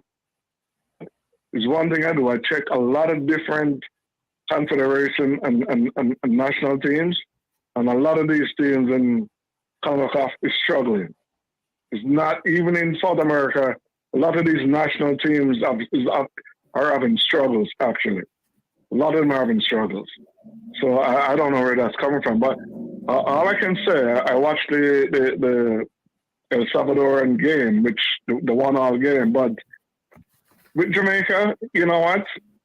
They're gonna have to, you're right. The JFF needs to be. So that's where I think some changes need to be. But to say the different levels of people playing in this game, I don't know, because as I said, Panama is none of the players is playing in the top leagues right now, and not in they're playing professional leagues, but not at the top tier. So that's all I got to say, coach. No, don't leave, Carla. Don't leave. You can't run over. Yeah, leave. You can't leave, Carla. Don't leave. Frank, you want to say something to that, man? No, leave it, man. Okay, so Carla, I have a question for you. What do you attribute the difference? If you're saying that it's not the level of the leagues, so what do you attribute the differential to? We're second to last in the region in terms of points. We have not played well throughout the campaign. You're saying that it's something other than players' ability, right? And you're right in some respects. So what do you attribute that to? Well, I'm saying administration-wise, I think something is wrong with the administration. And you're right. They make some points that, you can't beg players to play for you. I heard when you said that, which is true. But I say with Panama, the administration in Panama is extremely good. It's one of the best in CONCACAF. It's even better than the Mexican administration. It's just that Mexico have a Premier League, and they pay players a lot more money. But Panama has one of the best administration in the whole CONCACAF. There's no second to none. It's even better than Canada, I can tell you that. Because the system, and the reason why Panama is that good is the youth system that they have. They have a very good youth system. So, and that helps a lot. Their youth system is as good as the Mexican system, the Mexican youth system. And the youth system, it's another whole thing. These guys going to take a lot of money and a lot of management and that. But, that's one of the main things about them. The same thing for Costa Rica. The administrative part. When you play in Costa Rica, it's a union. You play in the Premier League, it's not a lot of money. But, it's unionized. The players in Costa Rica in Premier League and the Division 2 is unionized. As in Mexico, the players up to the third division is unionized. You cannot pay them even below a certain amount of money. And that's one of the problems, But I'm saying, is administration-wise, I don't know what the JFF is going to do. But something needs to be done about that. Has to be. Else it's not going to work. No matter how we get these players, because Jamaica had like 5 Premier Leagues in Scotland and England. When you look at it, they did. Okay. So there's something is short or missed there. That's what I can put in. So coach, I don't. As I said, we have another 4 years. And we will see how we have to rebuild from this. But, and in this, what? This is also a learning process. That's what we have to take it as. It's a learning process. Yep. As I said, Canada struggled for it since 1986. It's just that it does work this time. They changed a lot of coaches. A lot of coaches was changed. I live here. Lots of coaches was changed over the years. Lots of different things they try. All right. So what I'm saying is that football is not an easy thing. It's not easy. So, I leave you at this, coach. Thanks, man. All right, big up yourself. Thanks for calling. Yes, sir. Boy, what a thing with Panama, man. What a thing with Panama, people. The goal decided. I Brooks say, if we not problem, Panama not trouble. Yeah, man, trouble there. I tell you, Panama have the ascendancy. Yeah, the goal stand now. Carla, good evening. Welcome to the show. Well, go on, coach. Long time that I called in. Oh, this is Malik. But I just wanted, this Malik. Yeah, Malik, what's up? What's up? So what I wanted to say, I just wanted to say, I think for the Nations League coming up, Jamaica, we need to try to get some friendly games or something to get the players that all that's in Jamaica ready, and the players from England can come over and join the friendly games too. So we could get ready for the Nations League, because I would like to see Jamaica have a competitive Nations League and not get bounced out of the Nations League in the first round. And then I think the youth system can also improve from what I've been hearing. All the YouTubers, including yourself, saying, I think the youth system can also improve drastically. Okay. We might need to get some pages, look at how other people in the CONCACAF is doing their youth system, like the Mexicans, the Americans, Canadians, and see if we could do our youth system just like how they're doing theirs, so that we can be on the same page as them. Because just like with the under 17 girls, who was the under, whatever one it was, the under 20, they should have went farther than what they went in their tournament. Okay. All right. So that's all I wanted to come. That's all I wanted to come on to say. All right, Malik, big up yourself. All right, cool. Data boss, big up yourself. Yeah, man, 3-0. US have Panama already. Gee whiz. Cranky. Yeah. Would you have envisioned this situation that Panama currently finds themselves in? because it behooves me that they are in this predicament now. But after they played us and beat us 3-0, I thought they were on their way. But then we're not indicative of anything because we are second to last. But Costa Rica is a very resilient team, coach. We have seen that. They're old, as you said, they're very experienced. They play within their capability. They've been lucky also because we should have beat them both games, frankly. They've had luck on their side. Yeah, but as we talked about, sometimes over a sustained period, the quality come out in a coach, and sometimes it don't come out. Maybe that's what Panama is experiencing. Maybe time has caught up with them. I don't know what their story is, and they've been lucky in some games. They've come from behind in some games. And got to where they are. So maybe just that talent, cream rises to the top, coach, and maybe they don't have enough cream. That may be the situation. All right, let us quickly take a look at the statistics. Ball possession, 54%, 46 for us. So coach, don't jump here, coach. Don't jump here. If we have 46% possession, now guys gotta think about this, I keep talking about this all the time, coach. There is something called effective possession. So if I have 46% possession, how many shots did we take? How many times we get in Canada's 18-yard box? How many times we threatened their goalkeeper? Or did we have it in our own half, playing around at the back with it, way in our own half, not threatening them? So this possession stats can be reflective of how our game truly went, and also could be, not that important. Okay. All right, caller, welcome to the show. You're live. Yes, good evening, coach. Good evening, Cranky. Good evening. Bless up. Yeah, man. I can't believe after 13 games, we're still having a divide amongst the Jamaican fans in terms of overseas-based players or UK players versus local players. No, man. The English parish. English parish. Yeah. No, country versus town. Country versus town. Or you could have the uptown versus, Most of the caller alluded to it, you understand? I think Cranky, I came on late, but Cranky mentioned it. Our number one problem is an administrative one.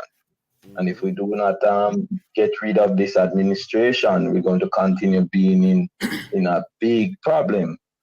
And that's the situation, because we see where players change over time. We see where the coaches change within even this World Cup qualifying cycle. And we see where we have not gotten better. And most of these problems is because of an administrative one, where the administrator, even prior to from 2019, the team has been changing every game. You understand? And we saw some players which we thought were good enough, and then we haven't seen them back. Vice versa, we were using some players, over relying on some players who we thought was good enough, and reaching about 3-4 matches or 5, we could see that they were struggling. You call it the director of the technical director, Mr. Speed, he used to shoulder some of the blame. I think they're trying to sell local players through the national teams. Dalton Wint, his management is very, very poor. I don't want to mix him up because I know there's a Wint and I'm not sure if it's Morrison, but I know whatever position Mr. Wint plays is lacking thereof. Mr. Ricketts wasn't a football administrator from day one. I don't even think he even used to watch a game any at all before he became head of JFF. So we are in a deep situation, and we just have to try. I believe we can start with the administration, change there, and then we take it from there. But Paul Hall is not the man for the job to take us there. Listen, Paul Hall is not the man. No, Paul Hall is not the man. These games show that he's not the man. Especially today, it shows where we were so lacking. In the second half, Canada took their foot off the pedal, and like he was still telling the guys to pass around the ball, while we could pass around the ball. Nothing's wrong with keeping the ball, but why keep the ball if we're not keeping it with purpose? And we are losing.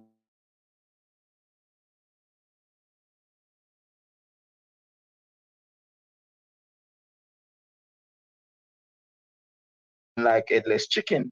And I'm saying the ball was being kept on our right hand, and we could not pass pass the half line on our right side defensively, and they failed to switch the ball overhead and try to find give the forward a breakthrough. You understand? And Paul Hall was just there, like he's saying, all right, it's our B team, so we can get 12. Okay. So, yeah, so I don't think Paul Hall is the man for the job forward. And we see that. We see where he managed how many? 5 to 6 matches now? And he just the one draw against El Salvador, and we were expected to draw even beat El Salvador. But Carla, you're looking for a good result in terms of winning the game, while Paul Hall is not playing for results. No, I'm not looking for a good result. Yeah, so on what premise you say that he's not the man for the job?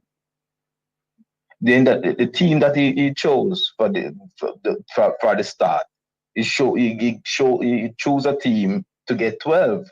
No way you can have these local based players assembling in a short space of time, not knowing. I believe some of the players hardly even know each other on the team. I believe like Greg Lee or Miriapa or even Ravel, they might not know none of the local based players. We have more experienced players that are in the squad. He could have balanced the team much more better, and we could have played a little bit more football, because I don't believe this Canadian team is a great team. They are playing good because they're playing for a while and they are consistent. I don't believe they're a great team. And when they played out here, they even had their star boy Alfonso Davis, and we see where we nullify them in Jamaica.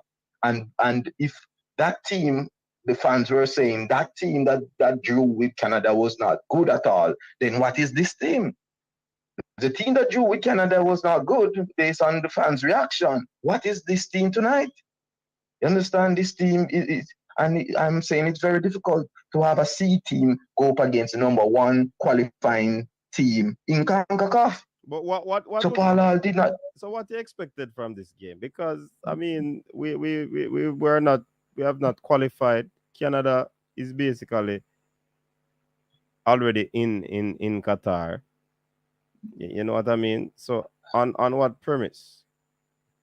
I expected to see a fighting chance, especially after we were building, after we saw some build-up plays in El Salvador match and we got some chances. So we were expected to see at least some fight being put up. One shot on goal was not good enough. I was expecting to see Chippy Bailey. I was expected to see Damian Lowe in the park. You understand? I was expecting to see more experienced players but there are some out there to keep.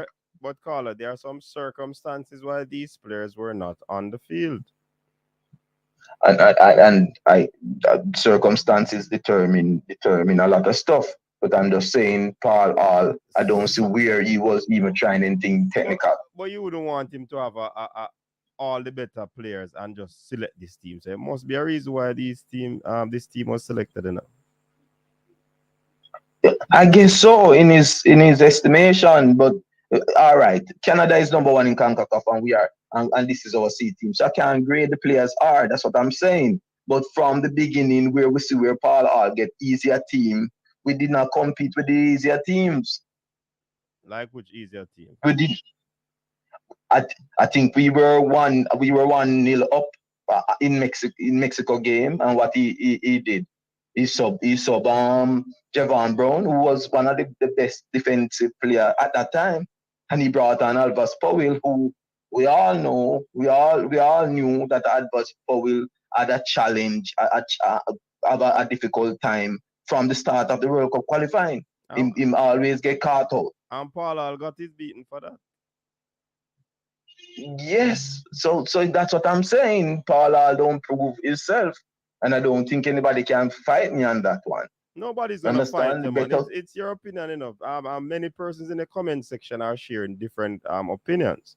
So nobody, we don't fight you on this show where your opinion is concerned. It's your opinion, and you share it, and we have to respect it.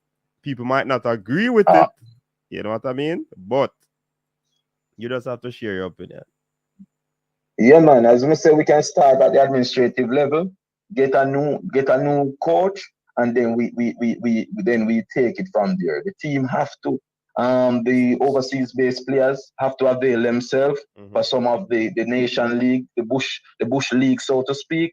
We can't wait until World Cup qualifying. Then these players, the money Gray is there. He don't want to come in. He just want to come on World Cup qualifying.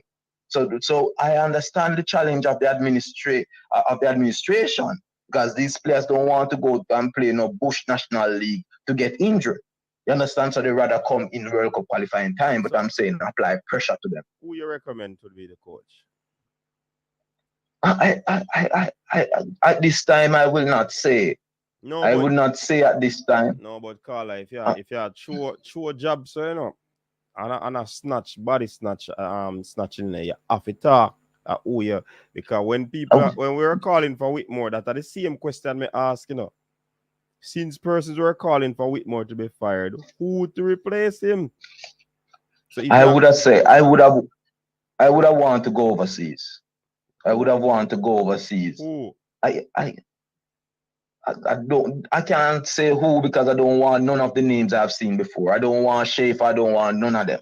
I want to go for a Brazilian, but not Rene Simões. Understand? It's difficult, JD. It's very difficult. No, man, this understand, but this a coach's desk.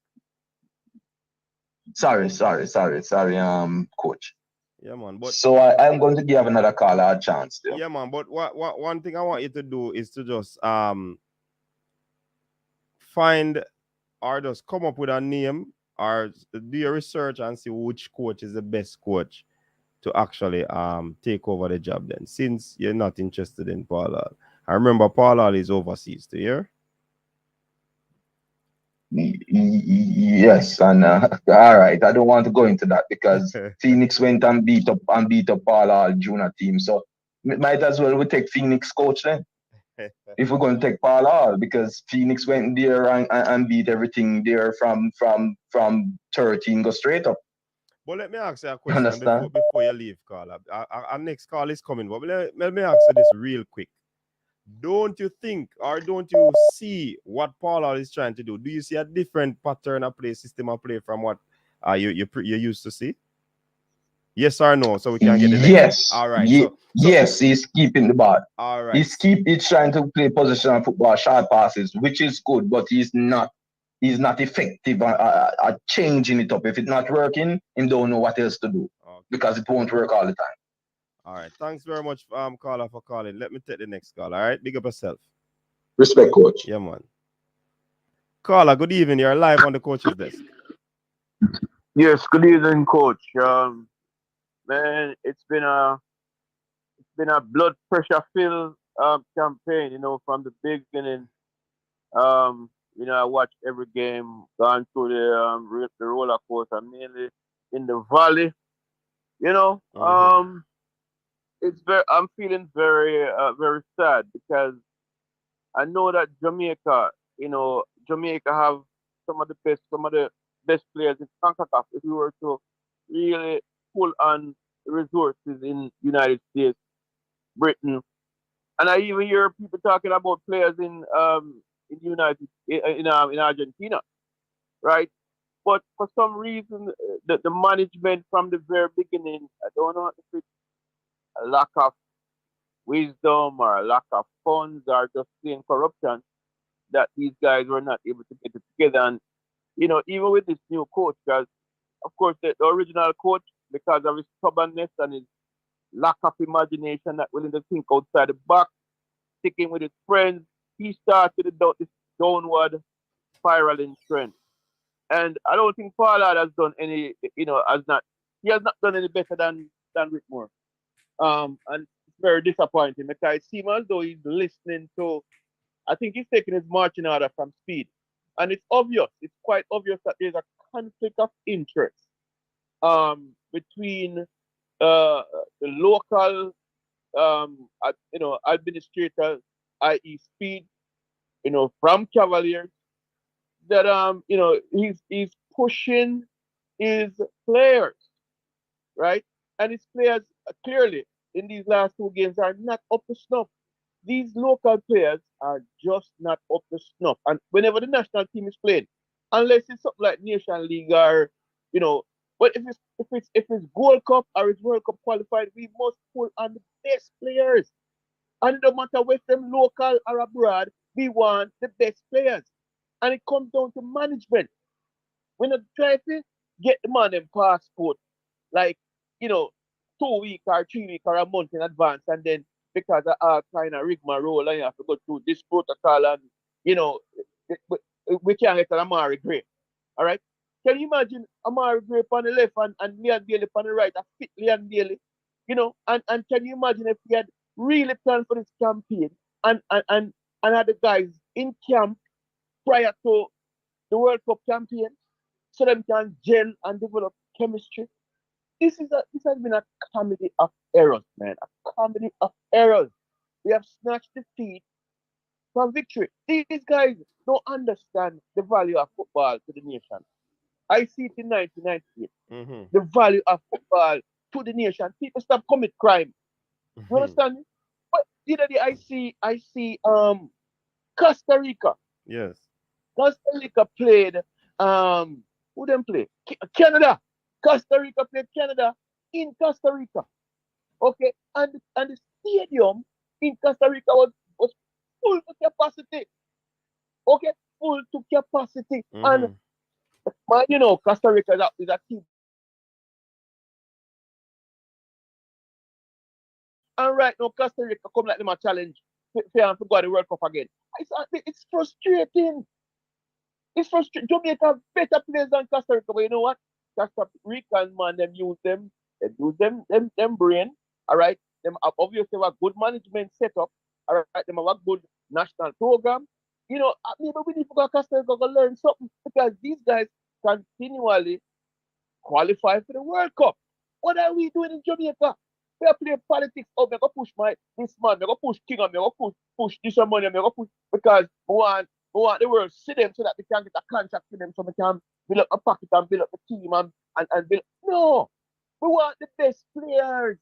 If I'm in England, if I'm in Argentina, in the United States, hunt them down from them at 14, 15, 16 years old. Don't wait until them at 24, 25 and 31 to go try to get them in the national program. We need proper management. I don't know how we're going to get rid of this regime because it seems as though I don't afford of United States also go Japan, Panama, no, poor. Panama, fully sick, poor. No. You understand me? Panama, what's going on? 4-0, right? But Panama make we look like we can't. We not try. They come and Jamaica beat you up. They got Panama them beat you up. But it's surprising, Panama have the most possession, 60 for 40, But it's just like Jamaica. Well, we were competitive in terms of possession against Canada, but what them do to it? Them drop 4 pounds. Possession account is when you get into the final third. What you do with the ball? Yeah. What you do with the ball? You put the ball in the back of the net. We ain't got no strikers. We are the strikers in Jamaica. We ain't got no strikers. Nobody to put the ball in the back of the net. Listen. I see what's his name came on. Marshall. I don't believe Marshall touched the ball one time, and I hear them saying that Paul I'll rate Marshall. Yeah, are you kidding me? That's what we hear. Are you kidding me, man? This guy don't touch the ball one time. The young boy from KC, better than bring on the little young boy from KC and give him debut. You see what I'm saying? It's ridiculous. What's going on in Jamaica football, man? Something wrong with Jamaica. I will fight them. Panama boy, they want to go fight. We're going to fight police in the mud. They can't fight. They're crazy. But I say, listen, man. Jamaica, we have to get our acts together. We have to get our acts together. We can't keep saying, well, we have the best athlete, the strongest men, and we not use the head. Football is played off the field. I would say 75% of ball that we see on the pitch starts off the pitch. The man must make sure so them comfortable in terms of the money, them salary, because football is a professional game. Professional. So I'm saying you can't have man talk about party shop and all these things prior to World Cup campaign, right? And you know something? My final point is yeah, because next caller coming. Our women, they have a campaign coming up, and we need the JFF to move out of the way and get the quality. There are 2 women in England right now who are top-notch midfield players. Then better get them for the next game. Because if them go up against Dominican Republic, we will lose the game. We will lose. And we will be out of the World Cup. And we have a good chance of getting back to the World Cup. Because I know what the women take instruction. The women, our women, look at how the regular girls play. Them take instruction. There's something wrong with the man them. Not only that, management. Everything comes to management. But anyway, coach, big respect. Yeah, man. I appreciate you giving me the platform to talk, sir. So I'm saying, yeah, man. Keep up the good work. Yeah, man. Bless up yourself. All And right. thanks for calling, man. Yeah, man. Boy, I've been needed to prevent. Trust me. All right, sir. well, on the cranky and Neo, welcome. Let me take this call. All right, he's coming back in. Caller, good evening. Welcome to the show. You're live. Yeah, good night, coaches. This. Yeah, man. Good night. Yeah, one thing we have to say still, you know, before you tidy up your room, you have to ram stack it, you see me? So what me I say is that Paul just a ram stack the thing and just have to wait till when the finished product come in. Because most of these players go to the future. So you just have to wait. When Glove and Cass come in, him take out everybody we can't fit up. As opposed to only Firmino this year. And Firmino, him change out everybody. So just wait until Paul Hall. I remember my name. Remember me telling you. The next time, in the next 4 years, Paul Hall, I got change this team right round. And everybody who are blaming the man and accuse the man. If you notice the match, him take out Andre Gray and him take out Brown because he know what them capable of and he don't play low. So him try build the team from scratch now. Just give him some time and everything are good. Yeah, man. All right, make us see what's going on. Remember that. Yeah, man.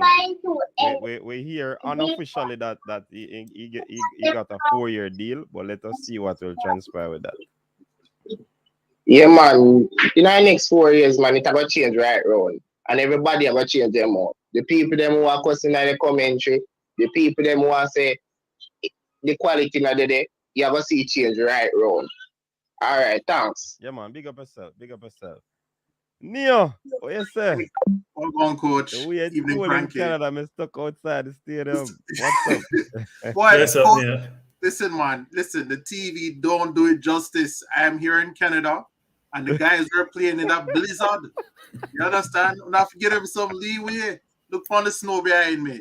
It is so cool and blizzardy.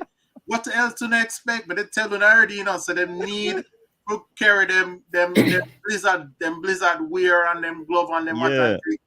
Yeah, so I mean, no, the man them for just easy, man. Listen, coach, I don't think we thought that we weren't to come away with a victory. The 4-love did hot. Mariapa, listen, the ground was frozen. The man kick off for the ball and he just misjudge it because the weights are cold. It turned to ice. Canadian them used to it. The man kick off for the ball, it roll off hamstring and go in at the goal. Hey, Nia. I think a lower call him no. Andre Blake calling him and him couldn't hear because every time he talk, the voice freeze up. Yeah, because him have on him earmuffs. Hey, Nia, you know, when you get a certain age, your body thing freeze up and things freeze up and so you can't lift your foot. Well, at 85 minutes, you can't lift your foot on 1 year. About 35, I mean, it's hard to lift your foot now. Yeah, man, when I looked at his face, he looked like he was lacking concentration. And you know, when the cold start lick you, you know, you can get confused still. You know, but I don't know, you know. I thought the players adapted well to the cold. If you watch how they were playing, right? I think the cold was probably a determinant in some respects, but I thought they played well. I thought they played how they ran and how they competed. I thought the effort was there. Yeah. I just saw differentiation. If you look at Greg Lee and Ravel in the game, they seem to be two different players than the rest of the 11 that we have in the field. And I thought Mariapa's age, I've been saying this for a while, has been showing for a while. And when you play against younger players, good players, it manifests itself even more. And to me, that was evident. Right. I mean, it's a pity. A draw, a 1-love, 2-love maybe, but 4 is hot. No, Neo. You don't give Canada justice, Neo. It should have been 6 easily. Neo, the man missed some sitters, There's one ball, like the Kermit and the player try to control the ball. If you just tap the ball like what, he might try to control it. There were so many. We need to go back and watch the game and watch how many chances they missed. We're not talking about half chances, clear-cut chances. Right. Yeah. I mean, to be honest with you, I didn't see the majority of the game, so I can't, so yes, I did miss some of that. I think, as I said before, the thing that I was looking for is the continuation with the coach's, strategy, with his system. I don't know if I saw that today. I think that, looking back, I think that Leon Bailey created that himself and Ravel created that dynamic in the midfield that kind of gave the players more space and time and a little leeway, as well as the fact that, as we all pointed out, we were playing against El Salvador, which is a much weaker team. And today we're playing against the strongest team in CONCACAF. So, I think that I don't think people should overreact. I think you need to make sure that you consider the circumstances.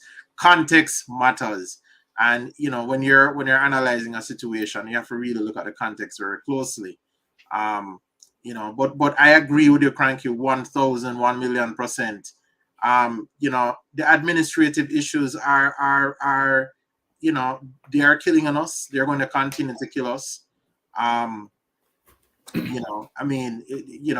It started from the very beginning, right up until almost the very end. I mean, we have the affair with the players going to play in Japan. We had the problems in the Gold Cup. We had the issue with the players getting passports. We had the issue that it all started with, which was the players having to go on strike in order to get a play. Now, some people might defer. Give me a second there, gentlemen. I'm gonna come off the line a little bit. All right. Neo. We don't want to list individual problems of Neo. We just have a problem. I know. No. We have a lot of problems. Listen, the reason I'm listing them out is Cranky, is because, I think the problems that are there is mismanagement, but I also think that there are things that we can do, even if we cannot determine who the personnel is. We can give the personnel more specific instructions. We can, make them more answerable in terms of their own internal, system of management or authority or whatever you want to call it. Those are things that can be done that would improve. I mean, we still have an issue with recruitment, with tracking players.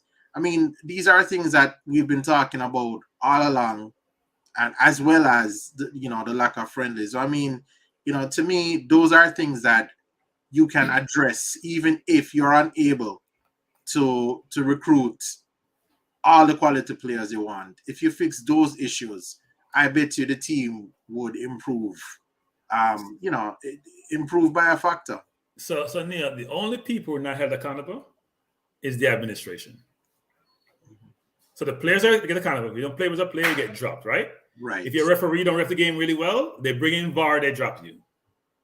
Right? I mean, if you think about it, the only party, the most important party, is not the players, it's the administration, because they're the one controls everything, and they're not held accountable because there's no way to hold them accountable. You have the same people doing the same thing for year after year after year. They manipulate the system. They control the system. You can't change them. It's like having a dictatorship or oligopoly where the same people in play are going to be in play all the time. You can't change them. And the people who lose the most are the fans, right? The fans who are passionate about their team, who wants to win to really do well. People are protecting their turf. They're protecting their situation, personal situation. It's like politicians in a lot of different jurisdictions, not just in Jamaica, in just general. It's their interest. Think about Manchin in the US, for example, the guy from West Virginia, who Right. invests in coal. And so they care about the planet. I'm going to line my pocket first. It's about me. Everything else comes second. And normally as human beings, we operate that way. We think about our own interest and our family interest first for everything else. But if you're a failure for year after year after year, at some point, don't you have some kind of self-reflection to say, you know what, maybe I should change. Maybe I'm the one needs changing, not anything else. Maybe it's not the players, actually. Obviously, everyone is culpable in this. But maybe if I change me, or I change who is running the program, maybe and get people who could possibly do a better job. We're not sure if they would, but try something new, right? If you're doing the same old thing is not working, try something new.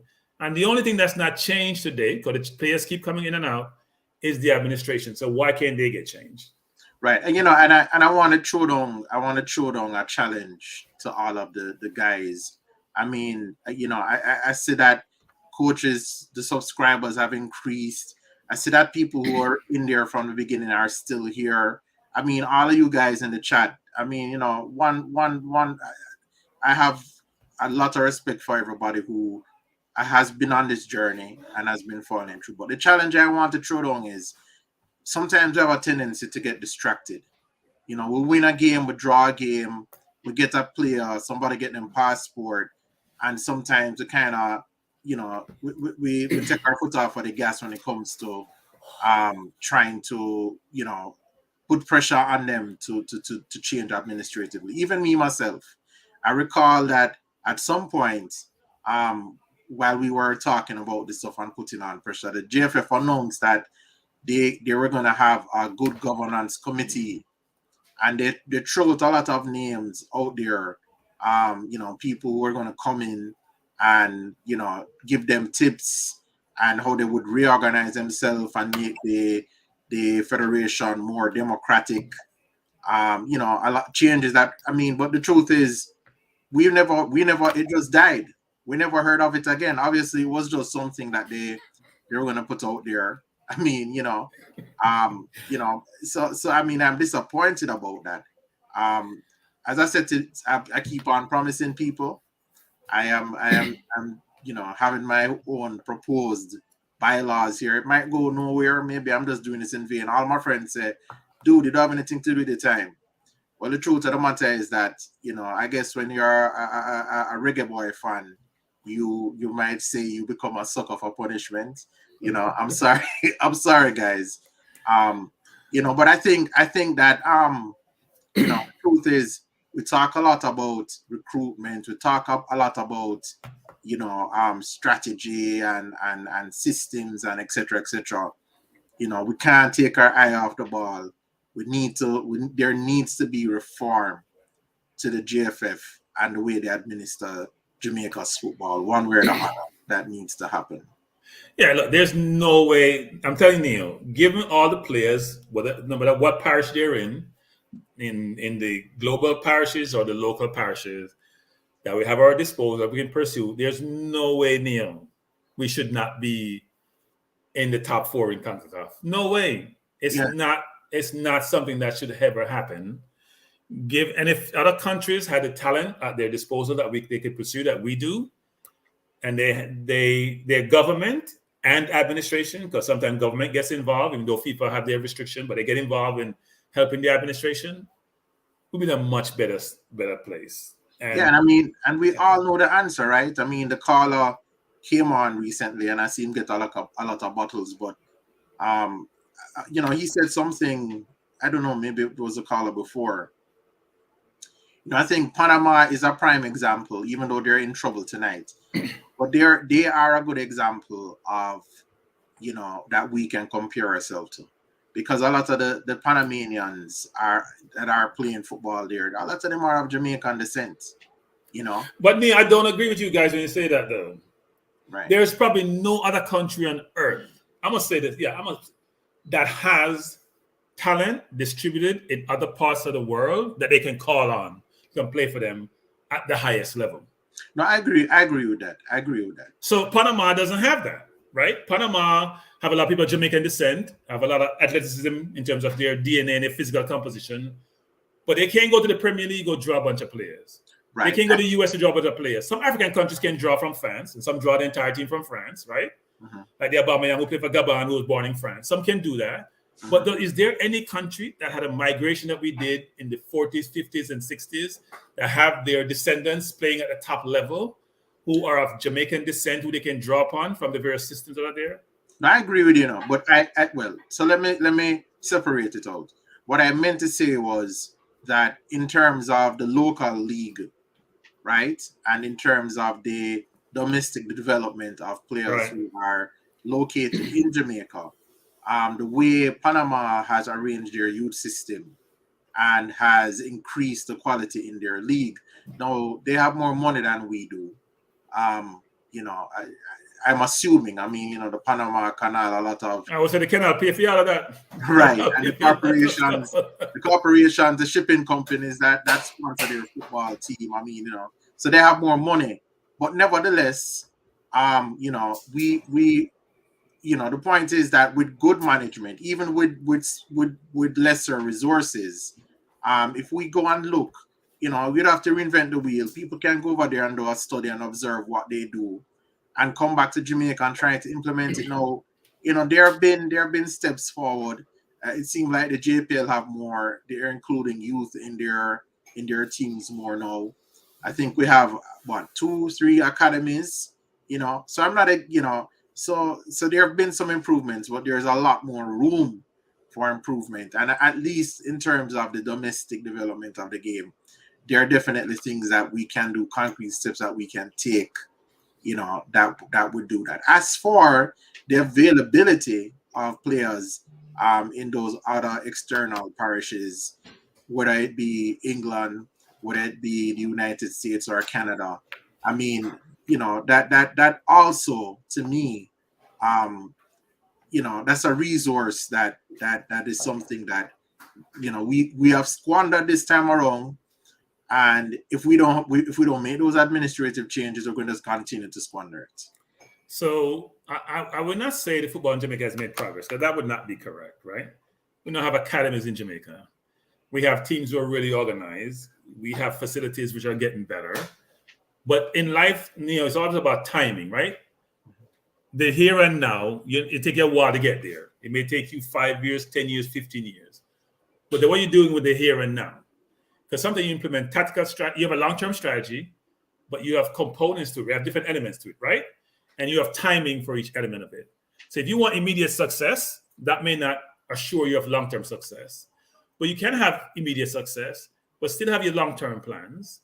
So the culmination of those plans will be a combination of, my short-term may be my global recruiting and making sacrifices now. My long-term may be developing the local players, getting the system and process and structure in place to have sustainable talent coming through the organization. And the question is, well, how do we achieve that? We don't give players exposure to the national team, for example. Find other mechanisms to do so. I don't think your national Cataract always says this, and I agree with him. Your national team is not the avenue. And Cataract, you can't come on a program at eating or Cataract. You have to feed your face before you come on. But anyway, so you have to find an avenue to do this. So I would have two cities doing Cranky. I mean, to one extent, I agree with you, but I think now we have more players that are, heading to Europe to play. We have players heading to the United States to play. We have more. It seemed to me, more scouting interests. So I don't know. It's all it's all very confusing, because on the one hand, as you said, facilities wise, yeah, of course, inclusion wise, with the youth, seem to be heading in the right direction there, but it's not being reflected in the national team, because as you said that, as you said, even though the progress that we've made domestically is still not up to the level that it needs to be in order for us to have that fourth place spot for Jamaica all the time. Yeah, but we should not come from fourth place, Neil. The problem here's part of the problem, Neil. While we're trying to get better, others are getting better. Nobody's sitting stable and not moving, right? Think about the US. Look at Canada, who has made it work up forever. Costa Rica is a constant. Honduras and El Salvador have the same social problems that we do. So that sort of manifests itself in terms of ultimately where we all end up. But the teams at the top are not. Mexico is not necessarily getting worse. They've been caught up by the US. They've been caught up by Canada.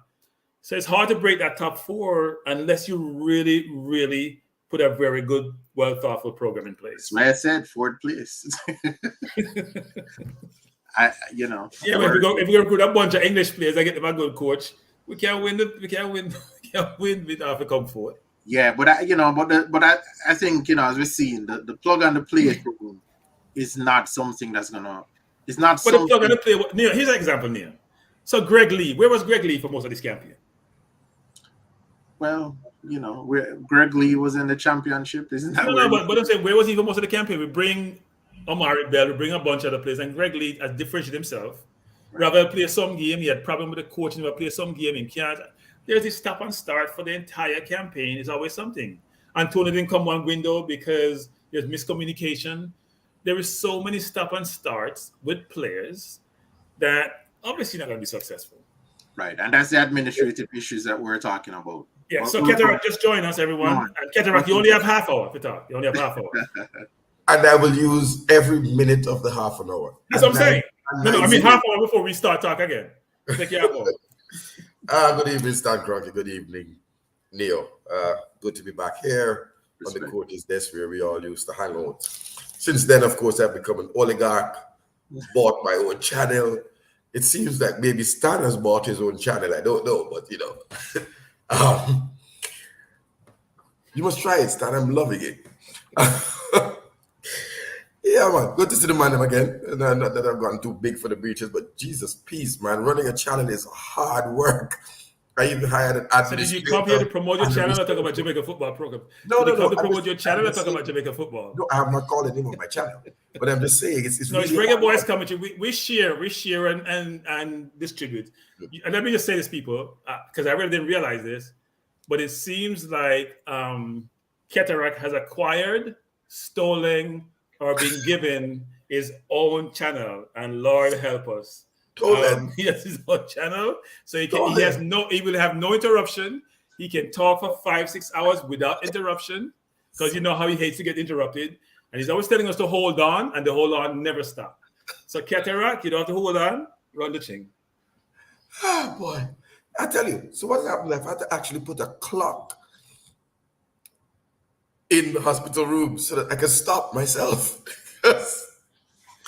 I run over the time, but I'm going to be nice tonight.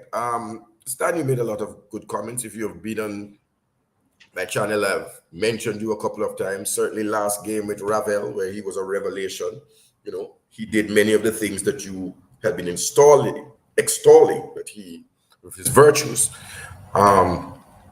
Even today, can't fault him. Difficult circumstances. He was giving his all, dropping deep, just trying to control the game, just trying to get something for Jamaica. And so I have to categorically admit that you were right where Ravel was concerned in terms of the maturing of the player if he was given an opportunity. So I had you on mute before. I couldn't hear you. Wait a second, I couldn't hear that. You said something else. Additionally, I've had to reference you a few times in relation to our common, I would want to use the word now, not likely, my common enemy, Mr. Speed and the quota system. Because this is an enemy to Jamaica and an enemy to our progress. And really, we have to be joined together to fight.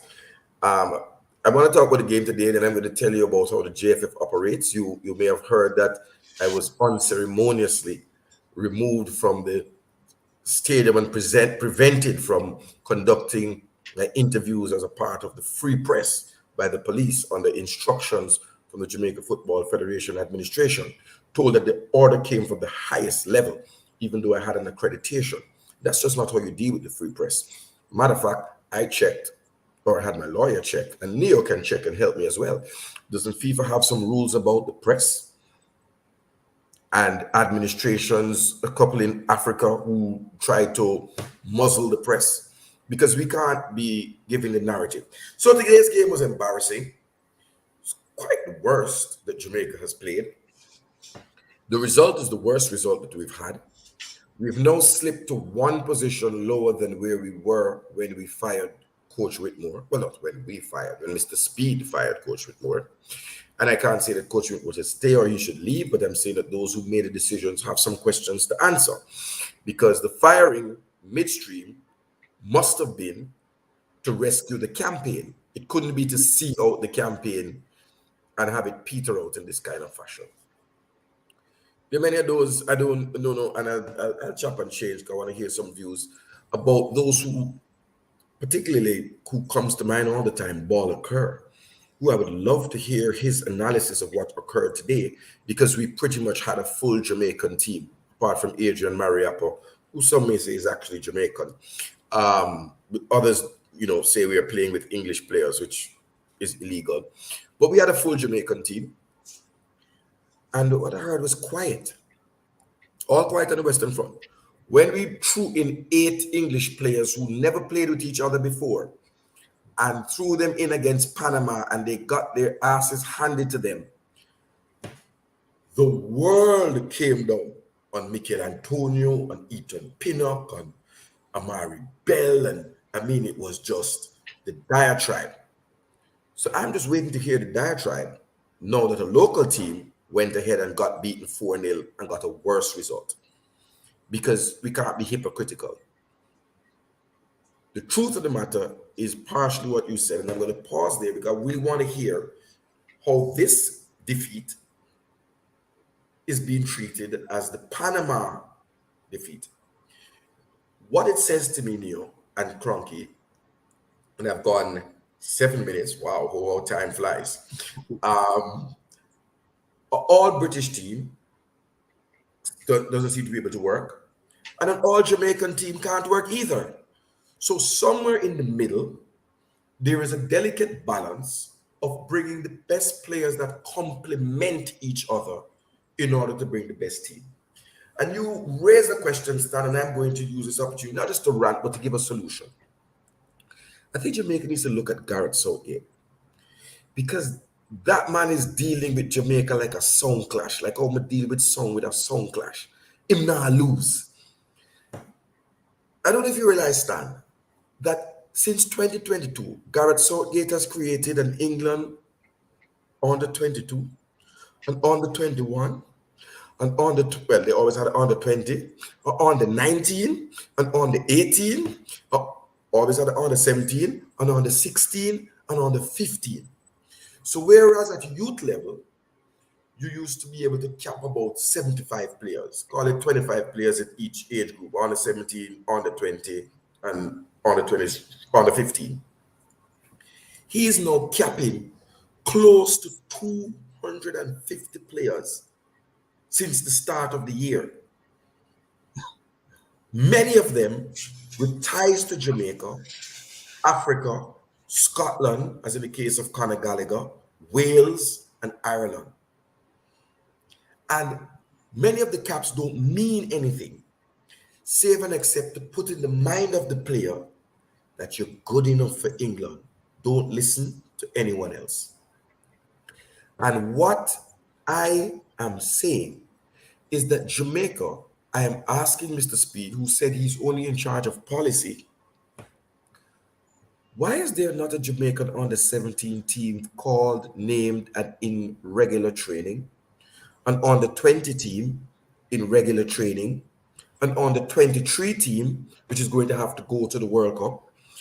And that, I put to you, Stan and Neo, is the avenue to expose and to bring into the national philosophy those local players, not the senior men's team. Yeah, so in terms of the talent, the war on talent is what I call it, because Southgate is not only, as you mentioned, not only competing with Jamaica anymore, his competition is more global, right? You see the kid from Germany, Musala, who's playing for Germany now, who was a star under 20 player. You see people like Zaha and other people who were playing for other countries. You see the kid from Leicester now, who's going to play for Nigeria. So what they don't want is a situation where Rice is actually was playing for Ireland young team. So did Grealish, by the way. So what they've realized is that every country now, everything is globalized, right? Before, everyone was domestic, isolationist. Everything is globalized. So any player who doesn't get to your national team can be pursued by another country. Before, you used to have a monopoly on them. And so they could wait later in their career. Players are not waiting anymore. They want to play right away. That's why Sancho went to Dortmund, right? Players don't want to wait. They're 16, 17, they want to play. If you can't give them the avenue to play, they're going to find somebody else to give them the avenue to play. They would prefer to play for England, frankly, enough of them. And in the narrative we normally have is that, you know what, they're England what left, so why they come to play for us? As if the what left is not much better than what we have. Like a person that costs the England team as a what left, we should be glad to pick them up. Most countries are doing that. We have this arrogance and this ego about their what left, right? Which makes no sense to me. But he's making sure, you see, he gave Tyreek Mitchell and Kai Walker-Peters cap. You think Kai Walker-Peters is going to play for England in a regular game in his entire career? Given how much right backs they have, it will not happen. But he kept them to put in their mind, because I heard him saying, you know what, I'm so happy to play for England. It was my dream. Yeah, it's probably your first and last game. Maybe you play some more friendlies to keep you in the mix, but you won't get in front of the 4 or 5 and others coming through the ranks right back. But what he wants to do is make sure all those players are on the radar. They can play for us or other countries. How do we change that? We have to figure out a way to change that. And you're right about the different, and also he's creating in each of those players' mind at every age group. You have a chance to play for the national team. That's what everybody aspires to do. They don't want to play under 16 and 17. They want to play at the highest level. They want to play in the World Cup. They want to play in their Nations League. They want to play in the Euro. So in essence, if I cap you real early, and by the way, Cataract, he actually speaks to them, He calls them. He has conversation with them. They're people. They're not a number. In fact, when he doesn't pick them in their team, if he doesn't pick a Rashford, he'd have a long conversation with them. When he wasn't picking Walcott, he calls Walcott. Because the players will say they had a conversation with the manager or the coach. Because they're treated like people, not a number, not an ornament, and they feel valued. We don't make our players feel valued. And this whole concept about, should we use all English base or English parish players, I'm going to call them now on, versus Jamaican parishes players, I would say this, which is, you can pick an all English based team and compete at the highest level. I'm not sure you can do that with a Jamaican team. Now, you don't want to hear that, and you would think that, I'm being a certain way, but it's a fact. But Stan, I want to say to you that you have no idea, but the last article I read before I came on here says this in the Daily Mirror. It's senior chief football writer John Cross. Gareth Southgate explains frustrating England chat with Wilfred Zaha after man spell. Southgate, Wilfred Zaha is the one that got away from Southgate. Southgate recalled organizing a hotel meeting with the Crystal Palace talisman to persuade him to commit his international future to England rather than Ivory Coast, the country of his birth. But by then, it was too late, as Zaha had made up his mind and will face England for the first time at Wembley Tuesday night. It was a story of near misses. I just want to read this quote. He had a 3-hour meeting, a frustrating 3 hours. So it was, get it right. He was begging him for 3 hours. Begging. He said Zaha actually won 2 England caps, both in friendlies. Yes, he did. I pointed it out to him. Made his debut against Sweden in the Zlatan goal match on the Roy Hodgson. And when came on for Raheem Sterling. And their international careers went into it. He begged him for 3 hours. He said this took place in 2016. Sorry, what happened took place in 2012 before I took over in 2016. By the way, Cataract, Zaha didn't really start for Ivory Coast because Pepe and the other kid starts over him in some games. Yes. So it was like he's a guaranteed starter for Ivory Coast. He didn't start all the games for Ivory Coast. In fact, when he first went, he didn't start some of the games. It's sickening because, and I really hate to do it. I hate to say this, but Cataract mentioned a certain individual. I just, listen, I'm going to say, Mr. Speed, the one time when I was on with him, he said, and I think it was a Freudian slip, he said that in his mind, he thought that the JFF was a private corporation. So that's Exhibit A. Because the purpose of a private corporation is to make money for its shareholders, right? Exhibit B is that even though Mr. Speed says, well, he doesn't select the team, he's in a position where he can select the coach. You understand? And fire the coach and recommend that the coach be fired. Here you go. So if you have said A, the intention of the JFF is to, like a corporation, make money, and then B, I don't select the players, but I have the power to fire the coach who does not select the players that maybe I think should be on there. I'm not, so these are all allegedly. No, I'm not saying that he does this, but I'm just saying it certainly has the appearance, right, that this can happen. And so, because of this conflict of interest or whatever you want to call it, it creates a big issue. The other problem is, as Cataract is pointed out, we don't go and recruit these players because we want to market the ones that we have homegrown, because all of the money to be made off of the players in England who we will recruit presumably are owned by other clubs and other corporations. And since we can't get any dollars there, frankly, we're not that interested in them. So Neil and Stan, I want to read deeper into the article, right? Roy had players who were ahead of him for a long period. And then we had 4 games as a caretaker where we were quite settled with experienced players and didn't want to bring in too many new faces at that point.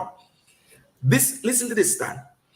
I remember going to a hotel, Crystal Palace playing away. I traveled a couple 100 miles and had a meeting with Wilf. But at that point, he had made up his mind. He traveled a couple 100 miles. So this is not at a Crystal Palace home game in London. He traveled to an away game. Cataract. I just mentioned the Minzy Cataract. That in the US, coaches who make millions of dollars have won championship for year after year, have to go in some 18-year-old house and go beg some kid they don't know from Adam to come play for them. Literally beg them, Cataract. It's a normal process. Whether it's football players, basketball players, you have to beg them, wine and dine them, give them incentive under the table, Cataract. Because ultimately, they want to win. Gareth Southgate realized that his stature, his positioning, his value is in about outcomes. So if he gets the best players to play for him, he has the best chance for success, and that's what he's focused on. So whatever effort it takes for him, he gets to make effort as a coach to reach players, talk to them, go beg Zai if he needs to, and he's going to do so. The GFF doesn't think that way. The GFF believes that it's about them, not about the country and about the program. At least from where I sit, that's what it seems to me. And they're not going to stoop down and beg a player or ask a player or make requests or go the extra mile to bring the player into their program. And they say it comes from a fundamental flaw. The fundamental flaw is that when you look at the bylaws that the JFF have, the administrative hands of the JFF is the parish associations and the confederation and the officers who remain there in the office in Kingston, right? Now, the confederation, these guys are club owners, right? The people who are in the parish associations are closely linked with the same club.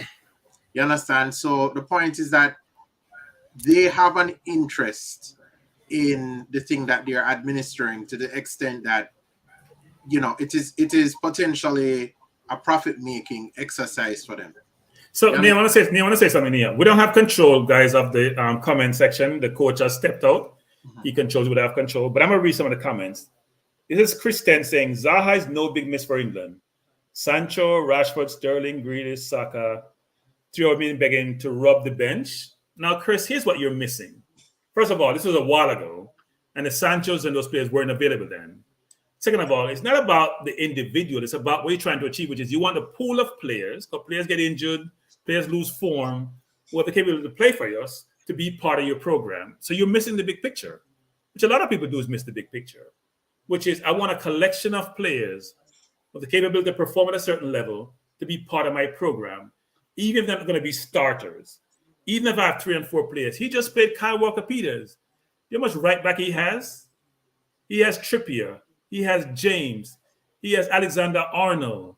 He has a bunch of players that he brought Kyle Walker-Peters into the program to play. He could have played Ben White at right back. You have to bring him in.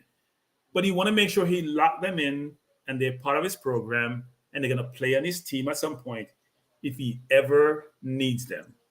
So this view as if, well, you know what, you guys are bringing up the Zaha thing. We didn't write it. Go read the Daily Mail as Kedrat mentioned. But more importantly, go read Talk Sports. They have an article there that talks about the Grealish, the Rice, the Zaha, all those players who either were of multiple descent, so they're probably English and Irish, that brought to England or England have lost. This is a big focus for countries, especially like England, who have immigrants as part of their population, who have affiliation with their own country or the country in which their parents were born, and everybody's trying to pursue those players. Whether they're 3 down or 4 down or 5 down, they still want to bring them to their program. They don't want them to play for some other country. So this whole view of, you know what, you guys are missing the boat. No, we're not. We actually are right on point, which is coaches are trying to get the best player. The U.S. is the best example of a country that goes and pursue players. They pursued the kid, Musa for 2 years? Now he's going to be part of their program for long term. He's just over 20. And I They tracked him for 2 years and begged him for 2 years. And I can read to you something from their bylaw, right? So once a player is kept by the United States and they enter a contract with them, this is what the bylaw says for the USA. It says, bylaw section 602, each professional player contract with a United States citizen playing in the United States or overseas shall include the following language. Any United States citizen registered with the Federation shall be made available on request of the Federation for international games, FIFA and CONCACAF tournaments, and Olympic Games competitions, including preparation, qualification, and final tournament matches. The Federation will cooperate with each professional league and professional team in establishing procedures for the use of players for those Federation purposes and to the extent possible in avoiding conflicts. No, I mean, so listen, that is the game. The game is cap the players, insert this in your contract, because listen, this is how you build your team. This is what England has a similar provision in their bylaw, and frankly, so does FIFA, because FIFA requires, the clubs to make the players available. But the point is that rather than pay attention to that important aspect of it, we keep on mining. First thing is we war amongst ourselves about the use of the players from the parish of England to be with. And then secondly, we pay less, we wanna mine our own players domestically because that is where the money is. And because of that, we're more interested in making money than winning and qualifying for tournaments. And that's what the problem is. Yeah, I think people may think that we're overreacting to tonight's game, but we're talking about holistically what's transpired throughout this entire campaign. I mean, what has transpired over the last 24 years, because we have been to a World Cup since '98. So it's the failure that we have had over the last number of years, which the only thing that's consistent in this whole process is the people who are running the program. A lot of people, I should say, were part of the program. Ketterat said we've been here before, because this is a mirror reflection maybe of what happened in Panama, right? There we had mostly, so-called English players on the team, and they didn't play together, they were unfamiliar with each other, and then that disaster happened. And then tonight we have a situation where this is the surging of the domestic players, and so I mean, listen, we've been here before. There have been different. It was a different cast of players, but it's the same result. And what we need to do is to address the underlying problems if we're going to fix the football. So if we're to take some positive out of this, because we sound very negative for the entire evening, take some positive out of it. If I was thinking about positive on the field, So certain players, for example, who came through the qualifiers, maybe their reputation intact. Who would you think those players would you say were? Think about the entire. Stan, Yeah. Stan, please. I want you to tell me, because Neo might be better able to. He's more up north in the cold. Is the team bus going back to the airport with Jamaican players empty? Because Vancouver Whitecaps and Toronto FC have snagged all these players who are world-class world beaters. Not one of those players will get a contract, not none, or certainly not next season. Because you know what the international coaches who are Portland Timbers or Seattle Sounders are going to remember? They're going to remember this game. Right. Because this game is going to be played many times because it's historic for Canada. So you don't sell your product like you're trying to sell somebody a Toyota Camry and say, hey, it's a fast car, it gets it from A to B, and say, let me race it against a Ferrari. You're going to get left. So I want to say, I don't know that this is about bylaws, and I appreciate you as a good advocate and always well researched. But from three different angles, Stan comes from a business process angle and a very astute management consultant. And Cataract just comes from it from a hot head, banana sense, really angle. And the three of us are saying the same thing. It can't work. But anybody who watches the Premier League, which I tell you, I was all in full support of Paul Hall until I heard a statement where he said he went to the games over that weekend and he saw good players, great coaches, and great tacticians. I went to those games and was bored out of my skull, and many other people in there, apart from the Arnett Tivoli game, which had the political undertones, and then you had the shower man and the man said a PNP one, Darren, everything else was flat. Well, look, I mean, I'm not going to blame. I think someone in the chat was saying that, we're talking about speed and it's the coach that we should sort of focus on. Look, I think culpability permeates the entirety of what transpires with this whole campaign. No one is left unscathed, whether it's administration, coaching. We made coaches changes, they didn't really seem to work. And the players, right? They're the one that constitute the entirety of what the program entailed in terms of competing in the World Cup qualifiers, and that hasn't worked out well. I do think, though, we have to look ahead and say, you know what? What can we take from this that was positive? Because everything seemed like it's negative. So are there any positives to be drawn? The campaign is not over. It's over for us. We have one game remaining. Any positives to be drawn from this? Anything that we can leverage going forward and that we can do going forward to maybe not have the repeat as we go into Nations League and Gold Cup and in a couple of years World Cup qualifiers? Yeah, man, I think there are positives. I mean, look, I don't want people to get the impression that I am trying to beat Mr. Speed or whatever. All I'm saying is that, there is an appearance of conflict there, but that's not what I want to talk about. One of the positives for me is that, Paul Hall, it don't look pretty, but he's getting his experience with the team. He's been exposed now to in a real competitive situation, players who are from our domestic league. So this is one of the first opportunities to see more of them playing on the field together. You understand? And so, the players have to learn, but the coach also has to learn as well. So maybe some of the deficiencies that he might see might say, well, this is what this player needs to improve. And he might also see some deficiencies which tells him that, listen, this is where I think we need to recruit. You understand? It definitely, it is the tail end of the campaign for us. But the beginning maybe of a rebuilding phase. And I'm all down for that. So to me, that I think that is a positive. As for the players who are there, we talk about the Nations Cup coming up. Maybe tonight and maybe in the other game, we're going to eliminate some people, or maybe some people will solidify their place in the team.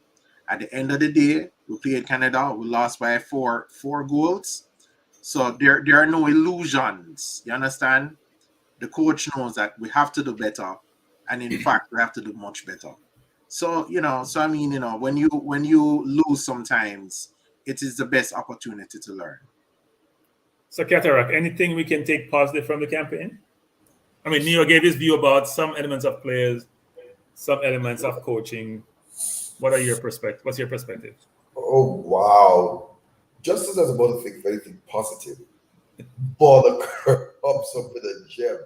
So the problem with the squad is a maps give away the game. It need to stop playing for Jamaica now. That's a very insightful comment by Ballaker. We hope we don't have many more of those. Was Maps playing right back? Was Maps playing right side of the defense? Just asking. Anyway, coach, the only thing positive, the positives. Well, the Reggae Boys have got themselves some ultras, some people who really love the team. They do not include Stan Kroenke. He is not an ultra. And I think the real positive is about the fans. There have been 300-400 loyal fans scattered across different channels. When the game is being played, you can see the numbers. You can't watch 3 watch along at the same time.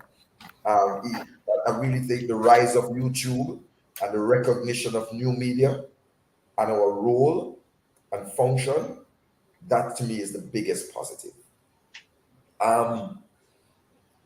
The coming of Mikel Antonio, I thought at the time was a game changer for Jamaica and certainly would have allowed us we could have kicked on from it and really get the top class players. Because I'm in agreement with one thing Mr. Speed said. I don't want the dregs coming from England. I don't want the second-rate players. I want the top-rated players who are unable to make the England squad because of the quality that exists in England. So I think this certainly is a positive. The 2 wonder strikes by Mikel Antonio really, made me proud to be a Jamaican football fan. Andre Blake carrying out a lot of super saves and stuff like that would have been a positive, but distribution of the ball was a real letdown. I also, for me, the positive has to be seeing my family, Anthony Grant, take the field, especially in Mexico. I know he did many things after, but I was really proud, brought me to tears that a player who wanted to play for Jamaica from age 17 got his chance 17 years too late, in my opinion. But he gave everything. I do agree with Paul Hall that we want players who are committed. But you don't only have to be born with commitment. Sometimes you can instill commitment. And I think the lesson for Coach Hall is one from Gareth Southgate. You can humble yourself and go talk to a player for 3 hours. I guess Wilf Zaha wasn't taking his calls. So he drove to an away match and begged him to play for England. He got a no, but I don't think that stopped him because he had begged other players. But the key principle is that I think we're too hype and full of pride. And we need to humble ourselves. We need to understand that this country is a unique country. We're probably only the state of Israel with the Jewish state that has more people in the diaspora than they do in the country itself. And we have to embrace all our Jamaican brothers and sisters. And I say and sisters because the debacle that happened with the Reggae Girls under 20 cannot happen again. I think administratively, there's some serious errors. And I want to ask something there, Sophie. For a country that now is saying that it's cost cutting, why when the campaign started, we were not staying at the Horace Burrell Center that has rooms, air conditioning, solar water heating? Why were we racking up a bill at the Marriott? We could have said to those players, these are the accommodation. England has St. George's, doesn't it? Where you go for a camp. And I thought it's going to be less hype about, we have to take charter flight on them, something. Yes, because of the proximity of the games, charter flights were necessary. But I thought a little bit more pragmatism with the money in terms of having the players know you're coming to represent a third world country. All the facilities might not be there. We ought to have been staying at the Horace Burrell Center. I went there. I saw a camp with 39 players. They were staying there. I saw the coach. I look at that. There's a need for transparency, Stan. And I think that in the absence of transparency, it really raises questions and breaks down the trust between the fans and the administration. And I would like to see that transparency occur. On the field, it's just Mikel Antonio for me and Anthony Grant. For me, I was disappointed that the young players who many talked about, the Tyree McGee's, Peter Lee Vassell, Lamar Walker, they just couldn't kick on, except in the minds of their most ardent supporters. I think it's a positive that during the campaign, Boza would have gotten a contract in Russia. I really hope he develops there, gets better coaching, works on his finishing. And I don't know, bro. It really was a toxic campaign. That's the word I would use. It was really toxic. I don't know if you agree with that language. But it was very toxic. At every window, you're just wondering what next is going to happen. At one point, I really was going to wonder if, let me tell you the truth, but I wonder if Mocha was going to break into the Reggae Boys camp. I would hear them find lead sheets and banger phones and scamming happening. Because I don't know what next. If no man miss flight, is flight miss man. We pick a team, call a 23-man squad, and in the dead of the night, we see a flight leave Jamaica, and we see a team sheet, and find out that 3 or 4 new players are in the team with nothing said. And as a matter of fact, Stan, this was known because if you I don't know if you watch my programs, you're not really a fan of Cataract, but if you watch me at the training session, I was asking, what is JD White doing there? But clearly, this was all orchestrated before. Did we really pick players? Hold on, I want you to remember this one thing, Stan, I want to drop to your Neil and hark back because we have bread back down the thing. Did we really pick players who were unable to enter Canada because they did not have the required vaccination known to Jamaica Football Federation? Did we really think you were going to sneak them into the country? Remember now, when Mikel Antonio was left out in the October window, what was said, Stan? What was said, Neil? We don't want players who are only going to come and play for 2 games in a 3-game window. Do you recall that? Mm-hmm. Everybody's numb. I recall the statement being that they told Mikel Antonio, don't worry, because you could only come for 2 games because his physio couldn't arrive for the USA game. And now we have Andre Gray, we have Leon Bailey, we have Damian Lowe, 3 players who could only come for 2 games. Moving goalposts. And so what I was expecting, Stan, and I'll wrap quickly, is that I would have been happy to lose, if we were working with the team that we were building with, have those players gelling together in preparation for the Nations Cup and Nations League. I would have even been happy if you named an all under 20 squad and went to Canada and got 10-0.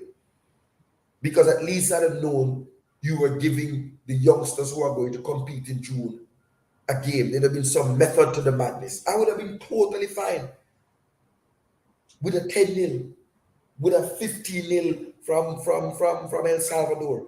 If we were playing all under 20 and just saying, look, the next step is making sure we go to the under 20 World Cup. But there's no method to the madness except that one football team had 11 players in a 39-man training squad. And that, my friend, is not right. So, interesting. I don't know about what happened on the ground in Jamaica, but I trust your perspective because you're normally in those circles. I would say if I look at all three components of the program, which is the administration, the coaching, and the players, I think the administration has done something, which is now having coaching clinics. So trying to develop the coaching, enhance the abilities of the coaches, trying to get badges for them. So that's a step in the right direction. But I can't think of much more. And that's kind of sad.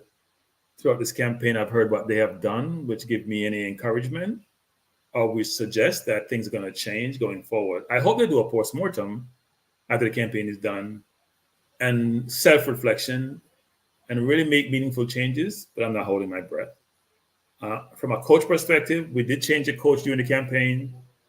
At the time, I thought it was the right decision, just in terms of not even trying to be successful for the rest of the campaign, but I thought we needed a change because I didn't agree with some of the decisions that were made during the campaign. And a lot of fans weren't comfortable with the direction of travel for the coaching and the managing of the team on the field, and therefore I thought it was the right decision. Now, who we brought in, if you don't have resources, Paul Hall seemed to be assumed the position by default. My concern about Paul, I have a lot of concerns. One is I haven't heard where Paul Hall has recruited a player. Now, he's based in England. And the players I hear about, and I hear Paul Hall recruiting any player.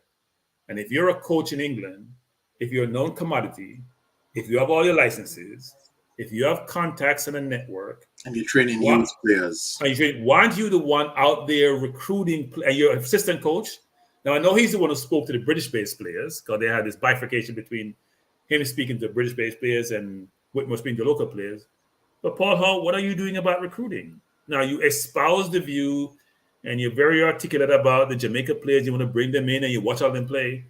I haven't heard you say anything about any player who plays outside Jamaica. So I'm asking the question, are you localized in your thinking, in your approach, or are you global in your approach? Because people who are local nowadays run themselves into the ground. If people are local in anything that they do, it's a global world. I suggest, Paul, how you think globally.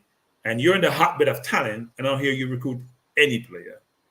Secondly, I have no problem with you trying to bring in new blood, trying to ensure that players are committed to the program. But I want to manage that word commitment really, really well because people have other lives apart from just a football program. And the question you ask yourself is, and I said this before to Minzy, which is, do you just have committed players and they don't have the ability to compete at the highest level? Or maybe you have to make some sacrifices to get what you're trying to achieve, right? You want committed players, but commitment are about degrees. Am I going to drop everything and committed to you and you're not committed to me, for example? So you got to really manage that. But I don't disagree with the concept of committed players, but you got to think about, is that going to be up to my detriment, how I deem commitment? Am I going to be thoughtful about what approach I take to get players into my program and make sure, as you say, Cataract, I work to achieve that commitment. I try to influence that commitment. Even if they don't come in with it, because think about it, you're born in a country, you may be coming to that country just by default. That's how you grew up when you're here. Someone you can play for them, you got to find a way how to influence them. And how well is he doing that? But the jury's out on Paul Hall because he speaks very well in comparison to the previous coach. But some things he says, I scratch my head sometimes. So I'll see how that progress. I know he's trying to get the job. And as I've said this before, when you're in a position and you want to roll, you sometimes have to sacrifice certain things, not to sacrifice your soul, but you have to sacrifice certain things to achieve your objective. When you get your role, you can figure out how to manage it going forward and how to navigate the treacherous waters you're in. Because the administration can be very difficult to navigate and to manage. As it relates to players, now I'm encouraged by certain players. I'm encouraged by Speedy, frankly. I think defensively is challenged, but I'm encouraged by Speedy's campaign. I'm really encouraged by Ravel, but I'm not really encouraged by Ravel. I know Ravel's ability. I've told you this, Cataract, and you should just follow my lead on these things because I know talent when I see it.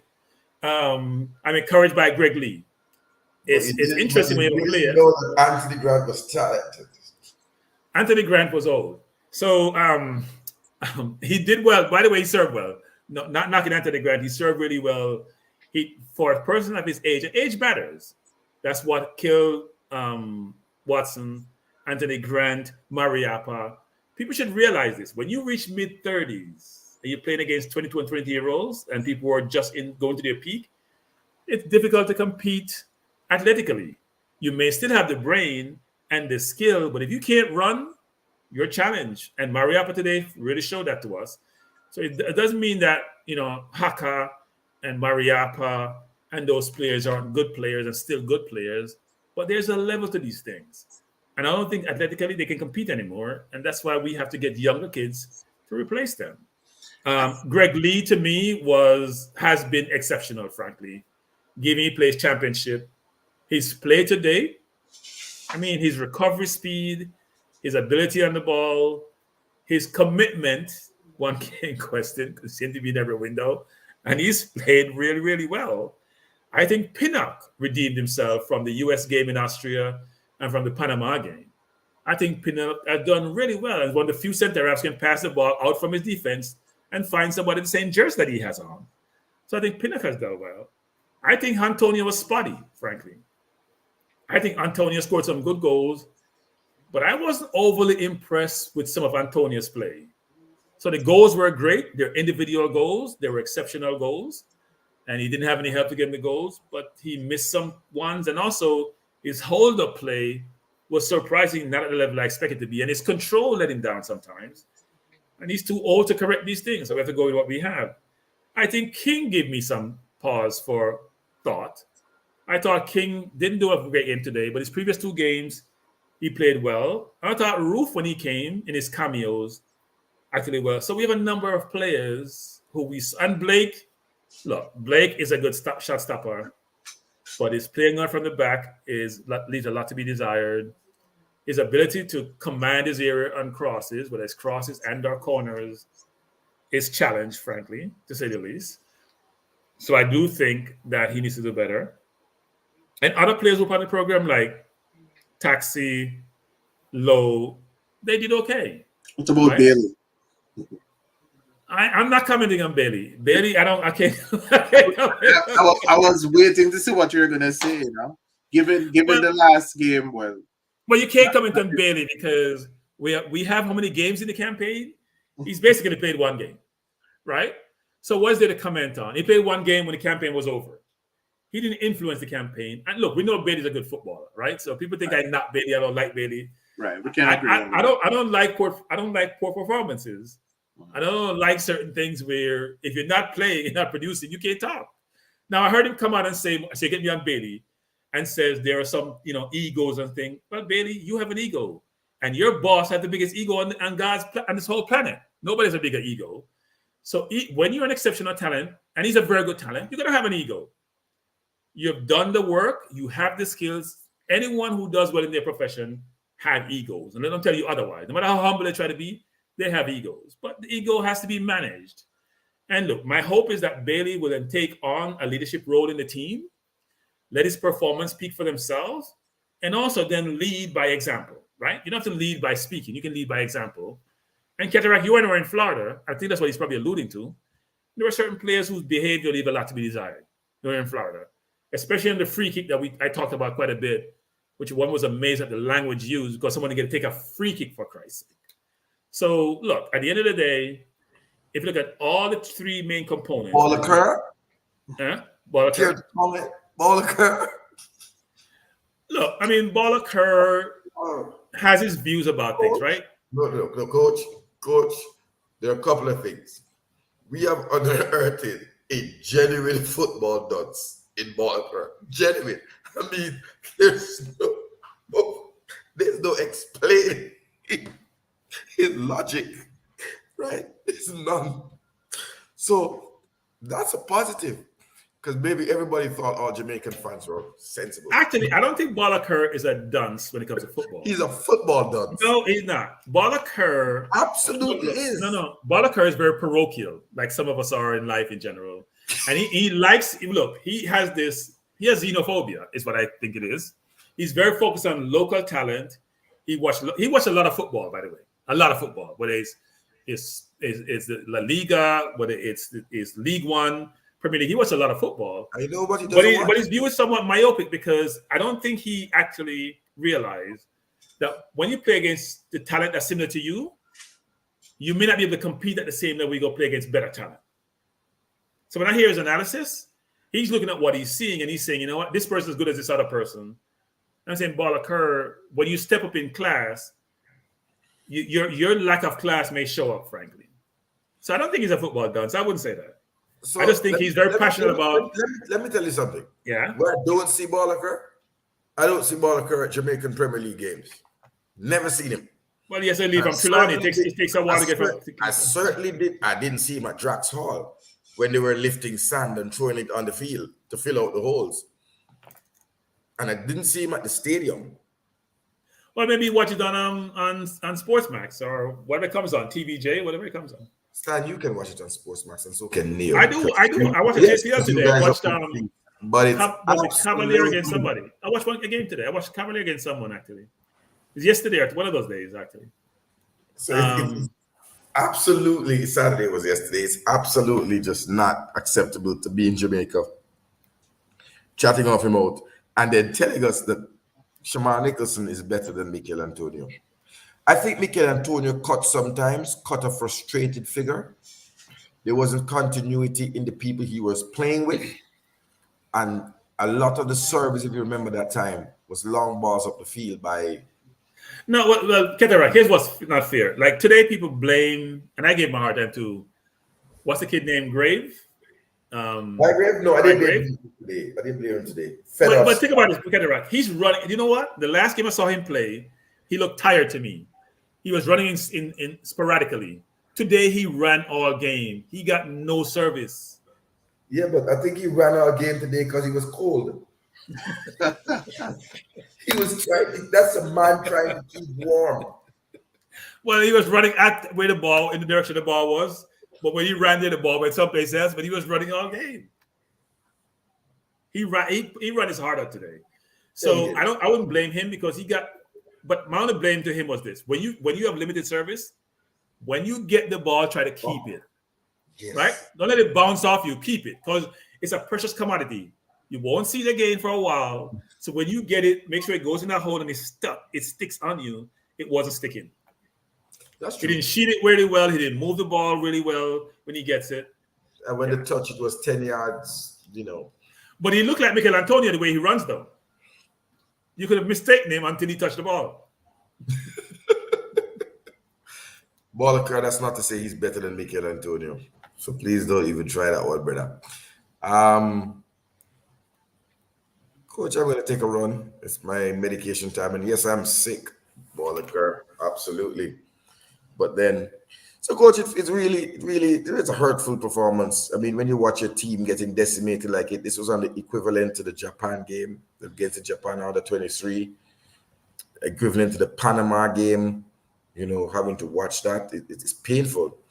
And it also cost some of us fans. I met a lovely young lady at the Jerk Center, bought her a quarter chicken, leg and thigh, festival and Bunny. Gave me her number and the napkin. And then... Why, so can buy her some more? She gave her number to buy her some more later on? No, she took up the napkin. She asked me if she could just borrow the napkin. And then took it. And it's like, what are you doing? She was like, I thought you were somebody sensible. I'm not giving my number to an idiot. Ouch.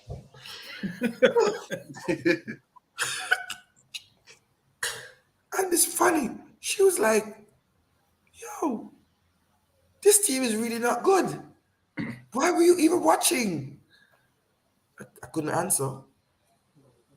And then she just started to point out something like, that brother that playing on the right back, He could just come out the game and sit down because the other guy just running past him. He just doesn't even need to bother be out there. So here's my question on that actually. Was that Javane Brown or was that King? Javane Brown. No. I know who was. No. You missed my point though. He had no cover in the entire game. If you're playing wingback, he had no pace. No. If you're playing wingback, the person playing the right should be rotating over, or your right midfielder is helping you, right? If they double. Did he get help? I didn't see King. CDM, the vaunted CDM. Well, it's not necessarily. They're playing two in the middle, right? Ravel and Speedy were playing right and left. So either Speedy is covering or King is covering. Now, Javane owns a lot of that. Yeah. But if you have two people coming towards you, then you can't mark both of them. Someone has to help you. Was he getting any help? Yeah, King never had a good game. So Rob Smith, we can't tell you on the galleys. Every bar jerk center has a pen because that's what you use to sign the credit card receipt. Okay, bro? We're not galleys, lion. We're talking football. We're not talking relationships. We're talking football. But we're talking relationship on the field, which is King relationship with Javane Brown and Speedy wasn't working really well in that game. No, it wasn't. It wasn't. That wasn't working. Like didn't work. Because you notice on the left side, they weren't coming through that side as much now. Even though Buchanan was on that side and is skillful, they weren't penetrating that side like they were on the other side throughout the game. They scouted. I think they scouted Javane. They did a number on him. That's what the British would say. They did a number on him, man. They scouted him. But it's not just Javane, though, because the left back, the dread was overlapping. Junior Hoylett was out there also. You can't mark two people. That's what I'm saying. They did a number on him. Yeah, but where's King and Speedy? He has to have cover. Or the right winger. Who was playing right wing in that game? You ask me now. I can't remember. Because we have player system with no CDM and no right wing. I'm trying to remember who was playing right wing. We had Green on the left. We had Bygrave in the middle. I don't know who was playing on the right. I can't recall. Nicholas Nelson. But Nelson was on the right, yeah. But he's a cam. But he was playing upfield. He wasn't playing in his midfield. Exactly. Whole thing looked a bit Aram Scarum to me. Stan, you're beginning to look like a ghost. I don't know what's happening. Yeah, it's very. That's how the Jamaica team is. So don't worry about it. It's fine. We have ghosted our way out of the World Cup qualifiers. Big up yourself. I am out of here. All right, bless. Thanks for joining. Take care. And I'll watch your regular boys commentary periodically. And listen tomorrow. I'm going to tell you how Cataract pulled one over Garrett Southgate. Okay, and I'll try to help you to improve your program. So if you need suggestions, just text me. I'll give you tips. As you go through it, I'll critique you and help you to improve because I know you need help. I am an oligarch. Good night. All right, good night. Hey, Neil, we're soon sign off. We have a number of people to chat. Please hit the like button. There's very few likes on the program. Cataract, thanks for joining us. I appreciate your time. Neil, we're almost going to conclude, because... Yeah. I have to go better waiting for Coach to come back. I don't think Coach is going to come back, Oh, you don't think he's going to come back? No. I think Coach has an emergency he has to go take care of. All right. So we'll soon sign off. Yeah, definitely. But as you said, O'Cranky, I mean, the positives are there, the negatives are there. I guess we still have this game coming up. So let's see what happens there. For me, lack of preparation, administrative issues, I just can't get past that. I think that we're so much a better team if we could get those issues resolved. So that's my final words. Since we're looking to sign off soon, but yeah. Yeah, and for those in the audience, I apologize. Coach Minzy had to run out, so I couldn't post your comments. I know he tried to create an alternative, and somehow I overlooked that. I would say this in my own sign-off comments, or a couple of things. One is, I do think we have a passionate fan base, and the fans want us to do well. And sometimes the fans, even myself, will seem very critical. It's all in the view of we see things we don't think are working well. We want things to work better. We all want to find a way to contribute. We don't think the transparency is what it needs to be. to even provide us with information and even help us figure out a way to contribute. And what happens if you don't bring the fans along with you, and you see this in other countries, then they're going to get disenchanted, disinterested, and they're going to move on to something else. And in today's world, people have alternatives. So how do you bring the fan base along? How do you get us to really want the program to be successful? How do you put the mechanism, system, process in place for the program to work really well? And we want to be part of that journey, but we don't think the JFF has done the best job of allowing that to happen. Right. Somehow, Neil, I hit the wrong. I touched my computer. You know, I'm a mess. I touched my mouse and it clicked on camera. I apologize for that. No problem. Yeah, but I do think that we all want this to work, right? We are all extremely disappointed with the campaign because we all came in very enthusiastic, very optimistic, even more than optimism. Some sense of arrogance when we came into the program to say, you know what? We have a plethora of players out there who we can draw upon. Some of them play at the highest level. We're going to put a very good team together. We know we had COVID. We know we have challenges. We know how we have resource challenges. But we thought the players would buy into the program. Things would be set up really well. We would execute, and we would end up with a team and an outcome which we all could be proud of. And we all getting ready to go buy jerseys to cheer for the World Cup. Now we're going to cheer for the World Cup.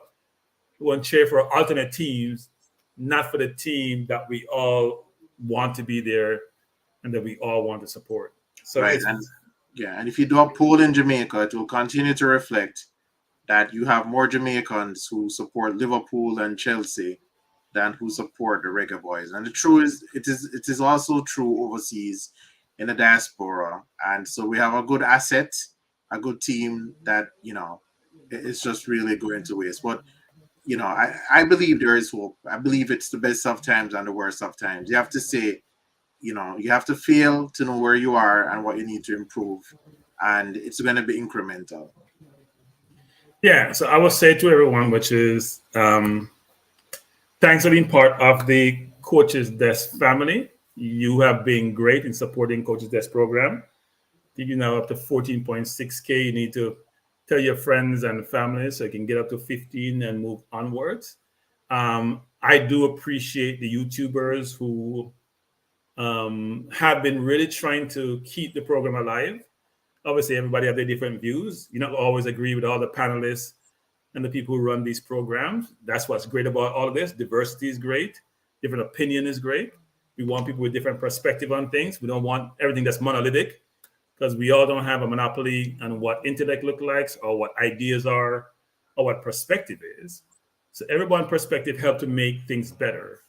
I think the JFF need to embrace this and to bring this into its repertoire when it thinks about the program and going forward. So thanks for being here. We're going to sign off now. All right, guys. Good night. But I just want to say, have a good night. Hopefully, you know, whatever game we play, we give other players opportunity, young players opportunity, like the Pearsons in the next game, because we have nothing to play for. But hopefully, going forward, Paul Hall will really do some reflection, both self-reflection and having a strategy going forward to make sure that we're not having this negative conversation again. And I call it negative because things didn't go well as we go forward into the Nations League and the future Gold Cups and World Cup qualifiers. Because I think he may get the job because you probably have no money to pay anyone else anyway. So I think he may get the job. But Paul, if you get the job, try to think outside the box a little bit and challenge the JFF to do better because they need to do better. With that, I'll say, everyone, good night. Have a wonderful evening. And thanks for being here. Style and flavor, folks. Coach. Your style and your flavor make the city rock. They must say the season come out with a bang. Coach Minzy, best round here. Remember that.